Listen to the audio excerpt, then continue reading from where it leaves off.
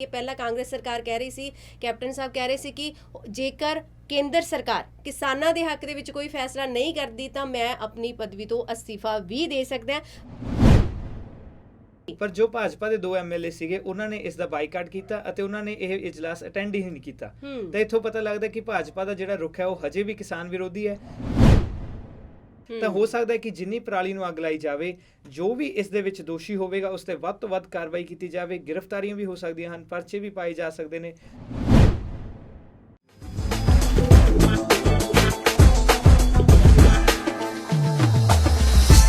GT road FM देखने वाले सारे ही दर्शकों ਨੂੰ ਮੇਰੇ ਵੱਲੋਂ यानी कि मनदीप मसौन ਵੱਲੋਂ प्यार भरी नमस्कार, सत श्री अकाल जी। दोस्तों प्रोग्राम हाल बयानी लैके एक बार फिर तो हाजिर हाँ। तो प्रोग्राम हाल बयानी दियां वीडियोज़ ਨੂੰ देखण ਦੇ ਲਈ ਸਾਡੇ ਚੈਨਲ ਨੂੰ ਸਬਸਕ੍ਰਾਈਬ ਕਰਨਾ ਨਾ ਭੁੱਲਿਓ, ਨਾਲ ਹੀ ਬੈਲ ਆਈਕਨ ਦਾ ਬਟਨ ਜ਼ਰੂਰ ਦਬਾਇਓ ਤੇ ਸਾਡੀਆਂ ਇਹਨਾਂ ਵੀਡੀਓਜ਼ ਨੂੰ ਲਾਈਕ ਜ਼ਰੂਰ ਕਰਿਓ। ਇਸੇ ਤਰ੍ਹਾਂ ਦੀਆਂ ਬਹੁਤ ਸਾਰੀਆਂ ਵੀਡੀਓਜ਼ ਤੁਸੀਂ प्रोग्राम हाल बयानी ਦੇ ਵਿੱਚ देख सकते हो। ਅੱਜ ਦੇ ਇਸ प्रोग्राम हाल बयानी ਦੇ ਵਿੱਚ ਮੇਰੇ ਨਾਲ ਨੇ ਗੁਰਵਿੰਦਰ ਸਿੰਘ। बहुत बहुत स्वागत है गुरविंदर ਤੁਹਾਡਾ। हाँ जी मनदीप जी, GT रोड FM देख रहे सारे ही दर्शकों ਨੂੰ ਮੇਰੇ ਵੱਲੋਂ ਵੀ ਪਿਆਰ ਭਰੀ ਸਤਿ ਸ਼੍ਰੀ ਅਕਾਲ ਜੀ। ਦੋਸਤੋ ਜਿਸ ਤਰੀਕੇ ਨਾਲ ਤੁਸੀਂ ਪਿਛਲੀ ਵੀਡੀਓ ਦੇ ਵਿੱਚ ਜਾਂ ਪਿਛਲੀ ਜੋ ਤੁਸੀਂ ਵੀਡੀਓ ਦੇਖੀ ਉਸ ਦੇ ਵਿੱਚ ਅਸੀਂ ਗੱਲਬਾਤ ਕੀਤੀ ਸੀ ਕਿੱਧਰ ਨੂੰ ਜਾ ਰਿਹਾ ਹੈ ਕਿਸਾਨੀ ਸੰਘਰਸ਼। ਇਸ ਦੇ ਵਿੱਚ ਕਾਫੀ ਸਾਰੀਆਂ ਗੱਲਾਂ ਅਸੀਂ ਤੁਹਾਡੇ ਲਈ ਲੈ ਕੇ ਆਏ ਸੀ ਕਿ ਕਿਸਾਨਾਂ ਦਾ ਜਿਹੜਾ ਵਿਰੋਧ ਹੈਗਾ ਉਹ ਕਿੱਦਾਂ ਦਾ ਰੁਖ ਇਖਤਿਆਰ ਕਰ ਰਿਹਾ ਹੈ, ਕਿੱਦਾਂ ਦੇ ਪੰਜਾਬ ਦੇ ਜੋ ਹਾਲਾਤ ਬਣੇ ਹੋਏ ਹੈ, ਰਾਜਨੀਤਿਕ ਪਾਰਟੀਆਂ ਦਾ ਉਹਨਾਂ ਦੇ ਵਿੱਚ ਜੋ ਆਵਾਗਮਨ ਹੋ ਰਹੀ ਹੈ ਤਾਂ ਰਾਜਨੀਤਿਕ ਪਾਰਟੀਆਂ ਦੇ ਕਿੱਦਾਂ ਦੇ ਵਿਊਜ਼ ਹੈਗੀ ਹੈ ਤੇ ਕੀ ਸੀ ਉਸ ਬਿੱਲ ਦੀਆਂ ਸਾਰੀਆਂ ਕੰਡੀਸ਼ਨਾਂ। ਪਰ ਇੱਕ ਹਫ਼ਤੇ ਦੇ ਵਿੱਚ ਗੁਰਵਿੰਦਰ ਜੀ ਕਾਫੀ ਕੁਝ ਜੇਕਰ ਅਸੀਂ ਦੇਖੀਏ ਤਾਂ ਕਾਫੀ ਸਾਰੀਆਂ ਨਵੀਆਂ ਗਤੀਵਿਧੀਆਂ ਹੋਈਆਂ ਕਿਸਾਨਾਂ ਨੂੰ ਲੈ ਕੇ। ਕੇਂਦਰ ਸਰਕਾਰ ਵੱਲੋਂ ਵੀ ਕੁਝ ਗਤੀਵਿਧੀਆਂ ਕੀਤੀਆਂ ਗਈਆਂ। ਜੇਕਰ ਅਸੀਂ ਗੱਲ ਕਰੀਏ ਪੰਜਾਬ ਸਰਕਾਰ ਦਾ ਵਿਧਾਨ ਸਭਾ ਇਜਲਾਸ ਜਿਹੜਾ ਪਰਸੋਂ ਤੋਂ ਸ਼ੁਰੂ ਹੋਇਆ ਤਾਂ ਉਸ ਦੇ ਵਿੱਚ ਵੀ ਬਹੁਤ ਸਾਰੀਆਂ ਕੁਝ ਇਹੋ ਜਿਹੀਆਂ ਐਕਟੀਵਿਟੀਜ਼ ਹੋਈਆਂ ਜਾਂ ਅਸੀਂ ਕਹੀਏ ਕਿ ਨਵੇਂ ਕਾਨੂੰਨ ਵੀ ਆਏ ਜਿਸ ਦੇ ਵਿੱਚ ਅਸੀਂ ਕਹਿ ਸਕਦੇ ਹਾਂ ਇੱਕ ਖੁਸ਼ੀ ਦੇ ਨਾਲ ਵੀ ਅਸੀਂ ਕਹਿ ਰਹੇ ਹੈਗੇ ਕਿ ਪੰਜਾਬ ਉਹ ਪਹਿਲਾ ਸੂਬਾ ਬਣ ਗਿਆ ਜਿਸ ਨੇ ਕੇਂਦਰ ਦੇ ਖੇਤੀ ਕਾਨੂੰਨਾਂ ਦਾ ਵਿਰੋਧ ਕੀਤਾ। ਜੀ ਮਨਦੀਪ, ਉਹੀ ਪਿਛਲੇ ਪੂਰੇ ਹਫਤੇ ਦੇ ਵਿੱਚ ਆਪਾਂ ਨੂੰ ਦੇਖਣ ਨੂੰ ਮਿਲਿਆ ਕਿ ਬਹੁਤ ਅਲੱਗ-ਅਲੱਗ ਤਰ੍ਹਾਂ ਦੀਆਂ ਗਤੀਵਿਧੀਆਂ ਹੋਈਆਂ। ਕੇਂਦਰ ਸਰਕਾਰ ਵੱਲੋਂ ਵੀ ਕੁਝ ਕਮੇਟੀਆਂ ਸੱਦੀਆਂ ਗਈਆਂ ਸੀ ਜਿਸ ਵਿੱਚ ਕਿਸਾਨਾਂ ਨੇ ਸ਼ਮੂਲੀਅਤ ਕੀਤੀ, ਪਰ ਕੋਈ ਵੱਡਾ ਜਿਹੜਾ ਸੀਗਾ ਅਧਿਕਾਰੀ ਉੱਥੇ ਨਹੀਂ ਪਹੁੰਚਿਆ ਤਾਂ ਕਿਸਾਨ ਫਿਰ ਤੋਂ ਨਿਰਾਸ਼ ਮੁੜੇ। ਫਿਰ ਪੰਜਾਬ ਸਰਕਾਰ ਜਿਵੇਂ ਲੰਬੇ ਸਮੇਂ ਤੋਂ ਕਹਿੰਦੀ ਆ ਰਹੀ ਸੀ ਕਿ ਅਸੀਂ ਕਿਸਾਨਾਂ ਦੇ ਹੱਕ ਵਿੱਚ ਖੜੇ ਹਾਂ, ਕਿਸਾਨਾਂ ਦੇ ਨਾਲ ਖੜੇ ਹਾਂ, ਉਹਨਾਂ ਨੇ ਅਸਲ ਵਿੱਚ ਕੁਝ ਕਰਕੇ ਦਿਖਾਇਆ। ਪਰਸੋਂ ਤੋਂ ਜਿਹੜਾ ਪੰਜਾਬ ਵਿਧਾਨ ਸਭਾ ਦਾ ਇਜਲਾਸ ਸੱਦਿਆ ਗਿਆ ਸੀ ਉਸ ਵਿੱਚ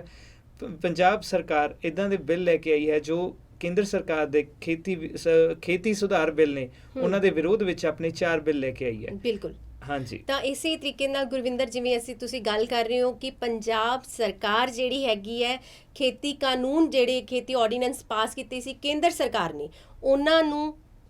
ਅਸੀਂ ਕਹਿ ਦਈਏ ਕਿ ਉਹਨਾਂ ਦੇ ਵਿਰੋਧ ਦੇ ਵਿੱਚ ਜਾਂ ਉਹਨਾਂ ਦੇ ਵਿਰੋਧ ਦੇ ਵਿੱਚ ਜਾਂ ਕਿਸਾਨਾਂ ਦੇ ਹੱਕ ਦੇ ਵਿੱਚ ਪੰਜਾਬ ਸਰਕਾਰ ਨੇ ਵਿਧਾਨ ਸਭਾ ਦੇ ਵਿੱਚ 4 ਨਵੇਂ ਬਿੱਲ ਪਾਸ ਕੀਤੇ ਹੈਗੇ ਆ ਤੇ ਹੁਣ ਉਹਨਾਂ ਬਿੱਲਾਂ ਦੇ ਵਿੱਚ ਉਹ ਕਿਸਾਨਾਂ ਲਈ ਕਿੱਦਾਂ ਦੀ ਸਹੂਲੀਅਤ ਲੈ ਕੇ ਆਈ ਹੈ, ਕਿਸ ਤਰ੍ਹਾਂ ਦੇ ਸੁਝਾਅ ਜਿਹੜੇ ਹੈਗੇ ਉਹਨਾਂ ਬਿੱਲਾਂ 'ਚ ਦਿੱਤੇ ਗਏ ਆ ਜਿਸ ਤਰੀਕੇ ਦੇ ਨਾਲ ਉਹ ਬਿੱਲ ਜਿਹੜੇ ਹੈਗੇ ਬਹੁਮਤ ਦੇ ਨਾਲ ਜੇਕਰ ਅਸੀਂ ਗੱਲ ਕਰੀਏ ਕਿ ਵਿਧਾਨ ਸਭਾ ਦੇ ਵਿੱਚ 115 ਮੈਂਬਰਾਂ ਨੇ ਉਹ ਮਤਾ ਪਾਸ ਕਰਕੇ ਉਹ ਬਿੱਲ ਪਾਸ ਕੀਤੀ ਹੈ ਤੇ ਹੁਣ ਉਹ ਜਿਹੜੇ ਬਿੱਲ ਹੈਗੇ ਪੰਜਾਬ ਦੇ ਰਾਜਪਾਲ ਦੇ ਕੋਲ